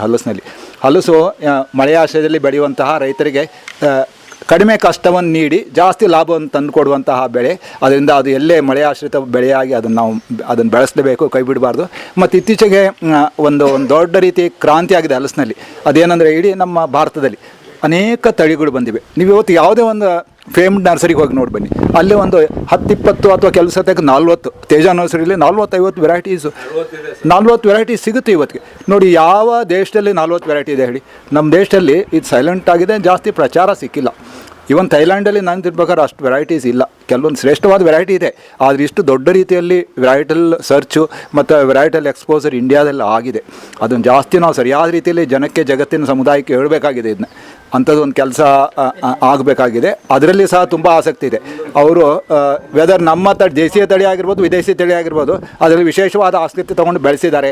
ಆ ಹಣ್ಣುಗಳನ್ನ ಎಲ್ಲರಿಗೂ ಕೊಡ್ತಾ ಇದ್ದಾರೆ, ಸೈಂಟಿಸ್ಟ್ಗಳನ್ನ ಕರೆಸ್ತಾ ಇದ್ದಾರೆ ಅಂತ ಒಂದು ಮಾಡಿದ್ದಾರೆ. ಇತ್ತೀಚೆಗೆ ಅವರು ಜಾಸ್ತಿ ವಿಶೇಷತೆಯನ್ನೇ ಕಂಡುಕೊಂಡಿದ್ದು ಒಂದು ತಳಿ ಇದೆ, ಥೈಲ್ಯಾಂಡ್ ತಳಿನೇ. ಅದು ಡಾಂಗ್ ಸೂರ್ಯ ಅಂಥೇಳಿ ತುಂಬ ಚೆನ್ನಾಗಿದೆ. ಅದು ಕೆಂಪು ರಕ್ತವರ್ಣವಾಗಿರ್ತದೆ, ಅದರೊಳಗೆ ಬರೀ ತೊಳೆಗಳು ಇರ್ತವೆ, ಒಳಗಿನ ಹುಲ್ಲು ಕಡಿಮೆ ಇರ್ತದೆ, ತುಂಬ ಚೆನ್ನಾಗಿರ್ತದೆ, ಗಟ್ಟಿ ಇರ್ತದೆ, ಕೊಬ್ಬರಿ ಟೈಪ್ ಇರ್ತದೆ. ಅಂಥ ಒಂದು ತಳಿಯಲ್ಲಿ ವಿಶೇಷ ಶ್ರಮವಹಿಸಿ ಎಲ್ಲರಿಗೂ ಅಯ್ಯೋ ಡಾಂಗ್ ಸೂರ್ಯ ಹಾಕ್ಸಿ ಅಂತೇಳಿ, ಅವ್ರಿಗೆ ಹಾಕ್ಸಿ ಅಂತೇಳಿ ಎಲ್ಲರಿಗೂ ಹೇಳ್ತಾ ಇರ್ತಾರೆ. ಮತ್ತು ಇನ್ನು ಬೇರೆ ಬೇರೆ ತಳಿಗಳಿವೆ, ಭೈರಚಂದ್ರ ಅಂತಿದೆ, ಮತ್ತು ತೂಬ್ಗೆರೆ ರೆಡ್ಡು, ಅದರಲ್ಲಿ ಸಹ ಜಾಸ್ತಿ ಪ್ರಚಾರ ಮಾಡ್ತಿರ್ತಾರೆ ಅವರೆಲ್ಲರೂ, ತಳಿಗಳನ್ನು ಮಾಡ್ತಿರ್ತಾರೆ. ಮತ್ತು ಏನಾದರೂ ಎಲ್ಲಾದರೂ ಇತ್ತಂತಂದರೆ ನಮ್ಮನ್ನು ಕರ್ಕೊಂಡೋಗಿ ತೋರಿಸ್ತಾರೆ. ಮೊನ್ನೆ ಅವರು ನಮ್ಮನ್ನೇ ದೊಡ್ಡಬಳ್ಳಾಪುರ ಪಕ್ಕದಲ್ಲಿ ಒಬ್ಬರು ಅಲ್ಲಿ ಮುನ್ರಾಜು ಅಂತಿದ್ದಾರೆ, ಮುನ್ರಾಜಪ್ಪ ಅಲ್ಲ ಸಾಹೇಬ್ರೆ, ಮುನ್ರಾಜಪ್ಪ ಹತ್ರ ಕರ್ಕೊಂಡು ಹೋಗಿದ್ದು. ನಾನು ಬೇರೆ ಕೆಲಸಕ್ಕೆ ಹೋದಾಗ ಅಯ್ಯೋ ಇಲ್ಲಿ ಬನ್ನಿ ಅಂತೇಳಿ ಕರ್ಕೊಂಡು ಹೋದರು. ದೊಡ್ಡಬಳ್ಳಾಪುರದ ಔಟ್ಸ್ಕರ್ಟಲ್ಲಿದ್ದಾರೆ. ಅಲ್ಲೊಂದು ತಳಿನೇ ತೋರಿಸಿದವರು, ತುಂಬ ಚೆನ್ನಾಗಿತ್ತು. ಹೇಳ್ತೀನಿ, ನಾವು ಇತ್ತೀಚೆಗೆ ನೋಡಿದ್ರೆ ಎಲ್ಲ ತಳಿಗಿಂತ ಚೆನ್ನಾಗಿತ್ತದು. ದೊಡ್ಡ ಸ್ವಲ್ಪ ತಿಳಿ ಕೇಸರಿ ಬಣ್ಣದ್ದು ಗಟ್ಟಿಯಾದ ದೊಡ್ಡ ತಳಿಗಳು, 4 ತೊಳೆ ಇತ್ತು ಅಂದರೆ ಹೊಟ್ಟೆ ತುಂಬ ಅಂಥದ್ದು. ಮತ್ತು ಅದರಲ್ಲಿ ಆ್ಯಸಿಡ್ ಆ್ಯಂಡ್ ಶುಗರ್ ಬ್ಲೆಂಡ್ ಇತ್ತು, ಜಾಸ್ತಿ ಶುಗರ್ ಇದ್ದಿದ್ದಿಲ್ಲ. ಇತ್ತೀಚೆಗೆ ನಮಗೆ ಜಾಸ್ತಿ ಸ್ವೀಟ್ ಆಗಿರೋ ತಳಿಗಳು ಅಥವಾ ತಿರುಳು ಬೇಕಾಗಿಲ್ಲ. ಮೀಡಿಯಮ್ ಶುಗರು, ಸ್ವಲ್ಪ ಲೋ ಶುಗರ್ ಇದ್ದರೆ ಬೆಟರ್. ಜನಗಳು ಅದನ್ನು ಲೈಕ್ ಮಾಡ್ತಾರೆ. ಹಿಂದಿನ ಕಾಲದಲ್ಲಿ ತುಂಬ ಸಕ್ಕರೆ ಇದ್ದಂಗೆ ಇತ್ತಂತೆ, ಈಗಿನ ತುಂಬ ಸಕ್ಕರೆ ಇದ್ದಂಗೆ ಇತ್ತಂದರೆ ಅದು ನೆಗೆಟಿವ್ ಕ್ಯಾರೆಕ್ಟ್ರ್. ಸ್ವಲ್ಪ ಕಡಿಮೆ ಶುಗರ್ ಇರಬೇಕು ಅಂಥದ್ರೆಲ್ಲ. ಅದು ನಾನು ಅಲ್ಲೇ ಹೇಳಿದೆ ಅವ್ರಿಗೆ, ಇದು ತುಂಬ ಚೆನ್ನಾಗಿದೆ, ಇದು ಡಯಾಬಿಟಿಕ್ ಇದ್ದವ್ರಿಗೆ ಅಥವಾ ಲೋ ಶುಗರ್ನ ಲೈಕ್ ಮಾಡೋರಿಗೆ ತುಂಬ ಹೆಲ್ಪ್ ಆಗುತ್ತೆ, ಇದಕ್ಕೊಂದು ಒಳ್ಳೆಯ ಹೆಸರು ಕೊಡಬೇಕಾಗುತ್ತೆ ಅಂತ ಅವ್ರಿಗೆ ಹೇಳಿದೆ ನಾನು. ಅಲ್ಲಿ ಅದು ಮೋಸ್ಟ್ಲಿ ಇನ್ನೂ ಸ್ವಲ್ಪ ಸ್ಟಡಿ ಮಾಡಬೇಕಂದ್ರೆ, ಯಾವುದೇ ಸಿಕ್ಕ ತಕ್ಷಣ ಯಾವುದೇ ಒಂದನ್ನು ನಾವು ಬಿಡುಗಡೆ ಮಾಡೋಕ್ಕಾಗಲ್ಲ. ಮತ್ತು ಯೂನಿವರ್ಸಿಟಿ ರೆಕಮೆಂಡ್ ಮಾಡಿದ್ರು, ಅವರು ಅಲ್ಲೇ ನಾವು ಮಾಡಿದಕ್ಕಿಂತ 100 ಪಟ್ಟು ಅವರು ಅಲ್ಲೇ ರಿಸರ್ಚ್ ಮಾಡಿಬಿಟ್ಟು ಅದನ್ನು ವೆರಿಫೈ ಮಾಡಿಬಿಟ್ಟ ಮೇಲೆ ಅದು ತಳಿಗಳು ಬಿಡುಗಡೆ ಆಗ್ತವೆ. ಲೈಕ್ ನಮ್ಮ ಲಾಲ್ಬಾಗ್ದಲ್ಲಿ ಇದು ಲಾಲ್ಬಾಗ್ ಮಧುರ ಅನ್ನೋ ತಳಿ ಆಗಲಿ, ಭೈರಚಂದ್ರ ತಳಿಗಳು ಎಷ್ಟೋ ವರ್ಷ ಆದಮೇಲೆ ರಿಲೀಸ್ ಆದವು. ಅಷ್ಟು ಸುಲಭವಾಗಿ ಇವತ್ತೇ ನೋಡಿ ನಾಳೆ ರಿಲೀಸ್ ಮಾಡೋಕ್ಕಾಗಲ್ಲ. ಅದಕ್ಕೆ ಯೂನಿವರ್ಸಿಟಿ ರೂಲ್ಸ್ ರೆಗ್ಯುಲೇಷನ್ಸ್ ಎಲ್ಲ ಇದೆ. ಅದನ್ನು ಮಾಡಬೇಕಾಗುತ್ತೆ. ಇದನ್ನೆಲ್ಲ ಅವ್ರಿಗೆ ನಾವು ಕಳಿಸ್ಕೊಡ್ತೇವೆ. ಅದರಿಂದ ಪಟೇಲರು ನೋಡಿ, ಪಟೇಲರು ಇವತ್ತಿಗೆ ಏನು ಮಾಡ್ತಿದ್ದಾರೆ ಅಂದರೆ, ಇದು ಮ್ಯಾನ್ ವಿತ್ ಎ ಮಿಷನ್ ಅಂತ ಹೇಳ್ತಾರೆ. ಆ ಮಿಷನ್ ಇದು ಮ್ಯಾನ್ ಹ್ಯಾವಿಂಗ್ ಎ ಮಿಷನ್ ಅಂತ. ಏನಂತಂದರೆ ಹೊಸ ತಳಿಗಳ ಮೂಲಕ, ಹೊಸ ಪದ್ಧತಿಗಳ ಮೂಲಕ ತೋಟಗಾರಿಕೆಯನ್ನು ಬಲಪಡಿಸೋದು, ರೈತರಿಗೆ ಜಾಸ್ತಿ ಲಾಭದಾಯಕವಾಗಿ ಮಾಡೋದು, ರೈತರ ಆರ್ಥಿಕ ಅಭಿವೃದ್ಧಿ ಆಗಬೇಕು ಅಂಥೇಳಿ ಅವರು ಶುರು ಮಾಡಿದಾಗ ಇಷ್ಟು ದೊಡ್ಡ ಏನಂತಾರೆ ಸಂಪದ್ಭರಿತವಾದ ರೀತಿಯಲ್ಲಿ ಅವರು ಇದ್ದಿದ್ದಿಲ್ಲ. ಅನೇಕ ತೊಡರುಗಳನ್ನೇ ಆರ್ಥಿಕ ಸಮಸ್ಯೆಗಳನ್ನು ಅವರೆಲ್ಲ ಬೇರೆ ಬೇರೆ ಸ್ಟೇಜಲ್ಲಿ ದಾಟ್ಕೊಂಡೇ ಮುಂದೆ ಬಂದಿದ್ದಾರೆ. ಅಂಥ ಸ್ಟೇಜಲ್ಲಿ ಸಹ ಅವರು ಹಾರ್ಟಿಕಲ್ಚರ್ ಮಾಡಿದರು. ಅವ್ರಿಗೆ ಗೊತ್ತಿದೆ. ಬೆಂಗಳೂರು ಬ್ಲೂ ನೋಡಿ, ಬೆಂಗಳೂರು ಬ್ಲೂ ಅವಾಗ ಬೆಳೀತಾ ಇದ್ರು, ಅದರಿಂದ ಎಷ್ಟು ಲಾಭ ಆಯಿತು. ಅವಾಗ ಬೆಂಗಳೂರು ಬ್ಲೂ ಬೆಳೆದ್ಬಿಟ್ಟು ದೊಡ್ಡ ಶ್ರೀಮಂತರು ಯಾರೂ ಆಗಿದ್ದಿಲ್ಲ. ಮುಂದೆ ಬಂದಂಥ ಅನೇಕ ಬೆಳೆಗಳನ್ನು ಬೆಳೆದು ಶ್ರೀಮಂತರಾದರು. ಬೆಂಗಳೂರು ಬ್ಲೂ ಅಂದರೆ ಏನು, ಖರ್ಚು ವೆಚ್ಚಕ್ಕೆ ಸರಿ ಹೋಗುತ್ತೆ, ಸ್ವಲ್ಪ ಓಕೆ ಅಂತ ಅನ್ನೋ ಬೆಳೆ ಅದು. ಬಟ್ ಇತ್ತೀಚೆಗೆ ಅದರಲ್ಲಿ ಸಹ ಜಾಸ್ತಿ ಇನ್ಕಮ್ ಬರೋಕ್ಕೆ ಸ್ಟಾರ್ಟ್ ಆಗಿದೆ. ಅಂಥ ಸ್ಟೇಜಲ್ಲಿ ದಾಟಿ CBA ಬೆಳೆದ್ಬಿಟ್ಟು ಬೇರೆ ಬೇರೆ ಎಲ್ಲ ಬೆಳೆಗಳನ್ನು ಬೆಳೆದು, ಬಿಳಿ ದ್ರಾಕ್ಷಿ ಬೆಳೆದು ಎಲ್ಲ ಮಾಡಿ ಹಂತವಾಗಿ ಅನೇಕ ಬೆಳೆಗಳನ್ನು ಅವರು ಬೆಳೆದು ತೋರಿಸ್ಕೊಟ್ರು ಎಲ್ಲರಿಗೂ. ಇಂಥ ಒಂದು ಸಾಧನೆಯನ್ನು, ಸದ್ದಿಲ್ಲದ ಸಾಧನೆ ಮಾಡಿದ್ದಾರೆ. ತಾವು ತಿದ್ದದನ್ನು ಬೇರೆಯವ್ರಿಗೆ ಹಂಚ್ಕೊಂಡಿದ್ದಾರೆ. ಅದೇ ಹೇಳಿಬಿಟ್ಟು ಎಷ್ಟೋ ಜನ ಗುಟ್ಟಾಗಿ ತಾವೇ ಮುಂದೆ ಬರಬೇಕು, ಬೇರೆಯವ್ರ ಗೊಡವೆ ನಮಗೇಕೆ ಅಂತ ಅನ್ನೋ ಒಂದು ಜಾಯಮಾನದಲ್ಲಿ ಅವರು ಪರರಿಗಾಗಿ ಚಿಂತೆ ಮಾಡಿದ್ದಾರೆ. ತಾವು ತಿಳಿಸಿದ್ದನ್ನು ಸಾವಿರಾರು ಜನಕ್ಕೆ, ಲಕ್ಷಾಂತರ ಜನಕ್ಕೆ ಮಾಡಿದ್ದಾರೆ. ಯುವ ರೈತರನ್ನ ಪ್ರೋತ್ಸಾಹಿಸಿದ್ದಾರೆ. ಅವರು ಒಬ್ಬ ಮಗನ ನೋಡಿ, ಅವರು LLB ಓದಿಕೊಂಡರೂ ಸಹ ಅವ್ರನ್ನ ಇದರಲ್ಲಿ ತೊಡಗಿಸಿದ್ದಾರೆ. ಅವ್ರು ಯಾವ ಜಾಬ್ ಆಗಲಿ ಅಥವಾ ಪ್ರಾಕ್ಟೀಸಿಂಗ್ ಹೋಗಲ್ಲ, ಅವರು ಹೋಗಲ್ಲ ಅಂಥದ್ದು ಸಹ ಮಾಡಿದ್ದಾರೆ. ಮತ್ತು ಯಾರಾದರೂ ಎಲ್ಲಿ ಹೋದರೂ ಸಹ ನನಗೆ ಹೇಳ್ತಿರ್ತಾರೆ, ನೋಡಿ ಇವ್ರನ್ನ ಈ ಹುಡುಗರನ್ನೆಲ್ಲ ಹಾಗೆ ಬಿಡಬಾರ್ದು, ಇವ್ರಿಗೆ ಏನಾದರೂ ಮಾಡಬೇಕು, ಅವ್ರಿಗೆ ಬೆಳೆ ಹಾಕಿಸ್ಬೇಕು, ಅದನ್ನಾಕಿ ಅಂತೇಳಿ ಇದನ್ನಾಕಿ ಅಂತ ಎಲ್ಲ ಕಡೆ ಹೇಳ್ತಾ ಇರ್ತಾರೆ. ನೋಡಿ ಇಂಥೆಲ್ಲ ವಿಶಿಷ್ಟ ಸಾಧನೆ ಮಾಡಿದ್ರಲ್ಲ, ಈ ಸಾಧನೆಯನ್ನು ಗುರುತಿಸಿನೇ ನಮ್ಮ ಡಾಕ್ಟರ್ ಎಲ್ಲಿದ್ದಾರೆ, ಡಾಕ್ಟರ್ ವೆಂಕಟೇಶ್ ರಾವಲ್ ಅವರು ಇದ್ದಾರೆ. ಅವ್ರು ಏನು ಗೊತ್ತಾ ನೋಡಿ, ಇದನ್ನೇ ಈ ಎಲ್ಲ ಪಟೇಲರ ಸಾಧನೆಗಳನ್ನೇ ಗುರುತಿಸಿಬಿಟ್ಟು ಬೆಂಗಳೂರು ಕೃಷಿ ವಿಶ್ವವಿದ್ಯಾಲಯದವರು ಅವರಿಗೆ 2022ದಲ್ಲಿ ನೋಡಿ 2022ರಲ್ಲಿ ಅವರಿಗೆ ಒಂದು ಗೌರವ ಡಾಕ್ಟರೇಟ್ ಪ್ರಶಸ್ತಿಯಿಂದ ತುಂಬ ಕೊಟ್ಟರು. ನೋಡಿ ನಾನು ಆ ದಿನ ನಾವೆಲ್ಲರೂ ಹೋಗಿದ್ವಿ. ನಾನು ಎಲ್ಲ ಪ್ರಶಸ್ತಿ ಮುಗಿಸ್ಕೊಂಡು ಹೊರಗಡೆ ಬಂದಮೇಲೆ ನಾನು ಎಲ್ಲರ ಮುಂದೆ ಏನು ಹೇಳಿದೆ ಗೊತ್ತಾ, ನೋಡಿ ನನ್ನ ಕೊಟೇಶನ್ ಇದೆ ಅದ್ರ ಬಗ್ಗೆ. ನೋಡಿ, ಅರ್ಹರಿಗೆ ಬಂದ ಪ್ರಶಸ್ತಿ, ಆ ಪ್ರಶಸ್ತಿಗೆ ಸಂದ ಗೌರವ. ಅನರ್ಹರಿಗೆ ಬಂದ ಪ್ರಶಸ್ತಿ ಶೋಕೇಸಿನಲ್ಲಿಡಲು ಒಂದು ವಸ್ತು ಮಾತ್ರ. ನೋಡಿ, ಹಾಗೆ ಪಟೇಲರಿಗೆ ಗೌರವ ಡಾಕ್ಟರೇಟ್ ಬಂದರೆ ಆ ಗೌರವ ಡಾಕ್ಟರೇಟ್ಗೆ ಒಂದು ಉನ್ನತವಾದ ಸ್ಥಾನ ಸಿಕ್ತು. ಅದಕ್ಕೆ ಅಂತಹದ್ದು ಒಂದು ಸಾಧನೆ ಮಾಡಿದ್ದಾರೆ. ಅವರಿಗೆ ಸಹಜವಾಗಿ ಬಂತಂತ ನಾನು ಅಂದ್ಕೊಳ್ತೀನಿ. ಸಹಜವಾಗಿ ಆ ದೊಡ್ಡ ಪ್ರಶಸ್ತಿ ಅವ್ರಿಗೆ ಬಂದಿದೆ, ಡಾಕ್ಟ್ರೇಟ್. ಅದಕ್ಕಿಂತ ಮೊದಲು ಅವರು ಡಾಕ್ಟ್ರೇಟೇ, ಈ ಅಧಿಕೃತವಾಗಿ ಡಾಕ್ಟ್ರೇಟ್ ಆದರೂ ರಾಜ್ಯಪಾಲರ ಮೂಲಕ, ಯೂನಿವರ್ಸಿಟಿ ಮೂಲಕ. ಅದರಿಂದ ಡಾಕ್ಟರ್ NC ಪಟೇಲರು. ನಾನು ಫೋನ್ ಮಾಡಿದಾಗ ನೋಡಿ, ಬೇರೆಯವ್ರು ಯಾರು ಹೇಳ್ತಾರೋ ಗೊತ್ತಿಲ್ಲ, ಪಟೇಲರು ಫೋನ್ ಬಂದಾಗ ನಾನು ಏನು ಹೇಳ್ತೇನೆ ಗೊತ್ತಾ, ನಮಸ್ಕಾರ ಡಾಕ್ಟ್ರೇ ಅಂತ ಹೇಳ್ತೇನೆ. ಹಂಗೆ ಹೇಳ್ತೇನೆ ನಾನು, ಅವ್ರಿಗೆ ಗೊತ್ತಿದೆ ನಮಸ್ಕಾರ ಡಾಕ್ಟ್ರೇ ಅಂತಲೇ ನಾನು ಯಾವಾಗಲೂ ಹೇಳೋದು. ಅದರಿಂದ ಡಾಕ್ಟರ್ NC ಪಟೇಲರು ಇವತ್ತಿಗೆ ಪ್ರೀತಿಯಿಂದ ತಮಗೆ ಆಪ್ತರು, ಪರಮಾತ್ಮರು, ಗಣ್ಯ ವ್ಯಕ್ತಿಗಳು, ಗೌರವಾನ್ವಿತರು, ಅವರವ್ರು ಬೇರೆ ಬೇರೆ ಸಾಧನೆಯಲ್ಲಿ ಬೇರೆ ಬೇರೆ ದಿಸೆಗಳಲ್ಲಿ ದೊಡ್ಡ ಸಾಧನೆ ಮಾಡಿದ ಎಲ್ಲರೂ ಇಲ್ಲಿದ್ದಾರೆ. ಹೇಳ್ತೀನಿ, ಎಲ್ಲರೂ ಇದ್ದಾರೆ. ಅದು ವಿಜ್ಞಾನ ಇರ್ಬೋದು, ಸಾಹಿತ್ಯಿಕ ಇರ್ಬೋದು, ಸಾಮಾಜಿಕವಾಗಿರ್ಬೋದು, ಮತ್ತು ಬೇರೆ ಬೇರೆ ಎಲ್ಲ ಶೈಕ್ಷಣಿಕ ಕ್ಷೇತ್ರಗಳಲ್ಲಿ ಸಾಹೇಬರಿದ್ದಾರೆ. ಸಾಮಾನ್ಯ ಉಡೆ ಕೃಷ್ಣರವರು ಎಲ್ಲರೂ ನೋಡಿ ಅವರವ್ರ ಸಾಧನೆ ಎಲ್ಲರೂ ಮಾಡಿದ್ದಾರೆ. ಅದನ್ನು ನಾನು ವೈಯಕ್ತಿಕವಾಗಿ ಹೇಳಲ್ಲ, ಎಲ್ಲ ಅಂಥ ದೊಡ್ಡ ಗಣ್ಯರನ್ನ ಇವತ್ತು ಆಹ್ವಾನಿಸಿದ. ತಾವು ಸಹ ಪ್ರೀತಿ ವಿಶ್ವಾಸದಿಂದ ತಾವಿಲ್ಲ ಅವರ ಆಹ್ವಾನಕ್ಕೆ ಹೋಗೊಟ್ಟು ತಾವು ಬಂದಿದ್ರ. ಇಂಥದ್ದೊಂದು ಸಭೆಗೆ ತಾವು ಬಲವನ್ನು ತಂದು ಕೊಟ್ಟಿದ್ರ ಮತ್ತು ವಿಶೇಷತೆಯನ್ನೇ ಗೌರವವನ್ನು ತಂದು ತಾವು ಕೊಟ್ಟಿದ್ರ ಈ ಸಭೆಗೆ. ಅದರಿಂದ ಈ ಮಾತುಗಳನ್ನೇ ನಾನು ಪಟೇಲರ ಪರವಾಗಿ ತಮ್ಮಲ್ಲಿ ಹಂಚಿಕೊಂಡಿದ್ದೇನೆ. ನನಗೆ ಹೇಳಿದ್ರು ಅವ್ರು ಇದನ್ನೆಲ್ಲ ಹೇಳಿ ಅಂತೇಳಿ, ಪಟೇಲರ ಪರವಾಗಿ ಇದನ್ನು ನಾನು ತಮ್ಮ ಜೊತೆಗೆ ಹಂಚಿಕೊಂಡಿದ್ದೇನೆ. ಹಾಂ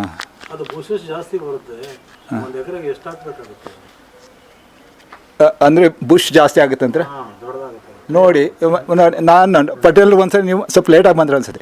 ಪಟೇಲ್ರು ಹೇಳ್ತಾರೆ ನೋಡಿ, ಗಿಡ ಹೇಳ್ದಂಗೆ ನಾವು ಕೇಳಬಾರ್ದು, ನಾವು ಹೇಳ್ದಂಗೆ ಗಿಡ ಕೇಳಬೇಕು. ಯಾವುದೇ ಗಿಡ, ನನ್ನ ಹತ್ರ ಕೆಲವು ಚಿತ್ರ ತೋರಿಸೇನೆ, ಯಾವುದೇ ಒಂದು ಗಿಡ ಇದ್ದರು ಮೊನ್ನೆ ನೋಡಿ ಡಾಕ್ಟರ್ ನಾರಾಯಣಗೌಡರು XY ಸರ್ ಅವ್ರ ನೇತೃತ್ವದಲ್ಲಿ 5-6 ಸಭೆ ಆಯಿತು ಹುಣಸೆ ಗಿಡದ ಬಗ್ಗೆ, ಹುಣಸೆ ಗಿಡದ ಅಭಿವೃದ್ಧಿ, ಹುಣಸೆ ಗಿಡದ ಮಾರ್ಕೆಟಿಂಗ್ ಬಗ್ಗೆ. ಅಲ್ಲಿ ಸಹ ಹುಣಸೆ ಗಿಡನೂ ಸಹ ಹೆಮ್ಮರಗಳನ್ನು ಮಾಡೋದ್ರಲ್ಲಿ ಅರ್ಥನೇ ಇಲ್ಲ. ಆ ಹೆಮ್ಮರ ಮಾಡಿದ್ರಿಂದ ಇವತ್ತಿಗೆ ಹಾರ್ವೆಸ್ಟ್ ಮಾಡೋದು ದೊಡ್ಡ ಕಷ್ಟ ಆಗಿಬಿಟ್ಟಿದೆ. ಆ ಗಿಡ ಹತ್ತವ್ರು ಯಾರೆಲ್ಲ, ಬಡಿಯೋರು ಇಲ್ಲ ಇವತ್ತಿಗೆ. ಅದರಿಂದ ಎಲ್ಲ ಗಿಡಗಳು in future dwarf canopy, low canopy ಆಗಿರಬೇಕು. ಹಾಗೆ ನಾವು ಲೋ ಕೆನಾಪಿ, ಸ್ಮಾಲ್ ಕೆನಾಪಿ ಮಾಡಿಕೊಂಡಾಗ ಸ್ವಲ್ಪ ಮೀಡಿಯಮ್ ಸ್ಪೇಸಿಂಗ್ ಕೊಡಬೇಕಾಗತ್ತೆ. ಕನಿಷ್ಠ 20 ಅಡಿ ಆದರೂ ನೀವು ಕೊಡಬೇಕಾಗುತ್ತೆ. 20 ಅಡಿ, 25 ಅಡಿ ಈ ರೇಂಜಲ್ಲಿ ತಾವು ಕೊಟ್ಟರೆ ಬೆಟರು. ಪಟೇಲರು ಸ್ವಲ್ಪ ಈ ವಿಷಯದಲ್ಲಿ ಧಾರಾಳವಾಗಿದ್ದಾರೆ. ಮ್ಯಾಂಗೋದಲ್ಲಿ ನೋಡಿ ಹೈ ಡೆನ್ಸಿಟಿ ಬಂತು. ಮ್ಯಾಂಗೋದಲ್ಲಿ ಹೈ ಡೆನ್ಸಿಟಿ ಬಂದಾಗ ಅವರು ಒಂದು ಕ್ಲಾಸಿಕಲ್ ಒಂದು ಸ್ಟೇಟ್ಮೆಂಟ್ ಇದೆ, ಹೇಳ್ತೀನಿ ಕೇಳಿ. ನಾನು ಅದನ್ನು ನನ್ನ ಯೂಟ್ಯೂಬಲ್ಲಿ ನಾನು ಹೇಳಿದ್ದೇನೆ. ಹೈ ಡೆನ್ಸಿಟಿ ಇನ್ ಮ್ಯಾಂಗೋ ಈ ಸುಸೈಡಲ್ ಟು ಫಾರ್ಮರ್ಸ್ ಅಂತ ಹೇಳಿದ್ರು ಅವರು. ರೈತರಿಗೆ ಆತ್ಮಹತ್ಯಾಕಾರಿ ಅದು.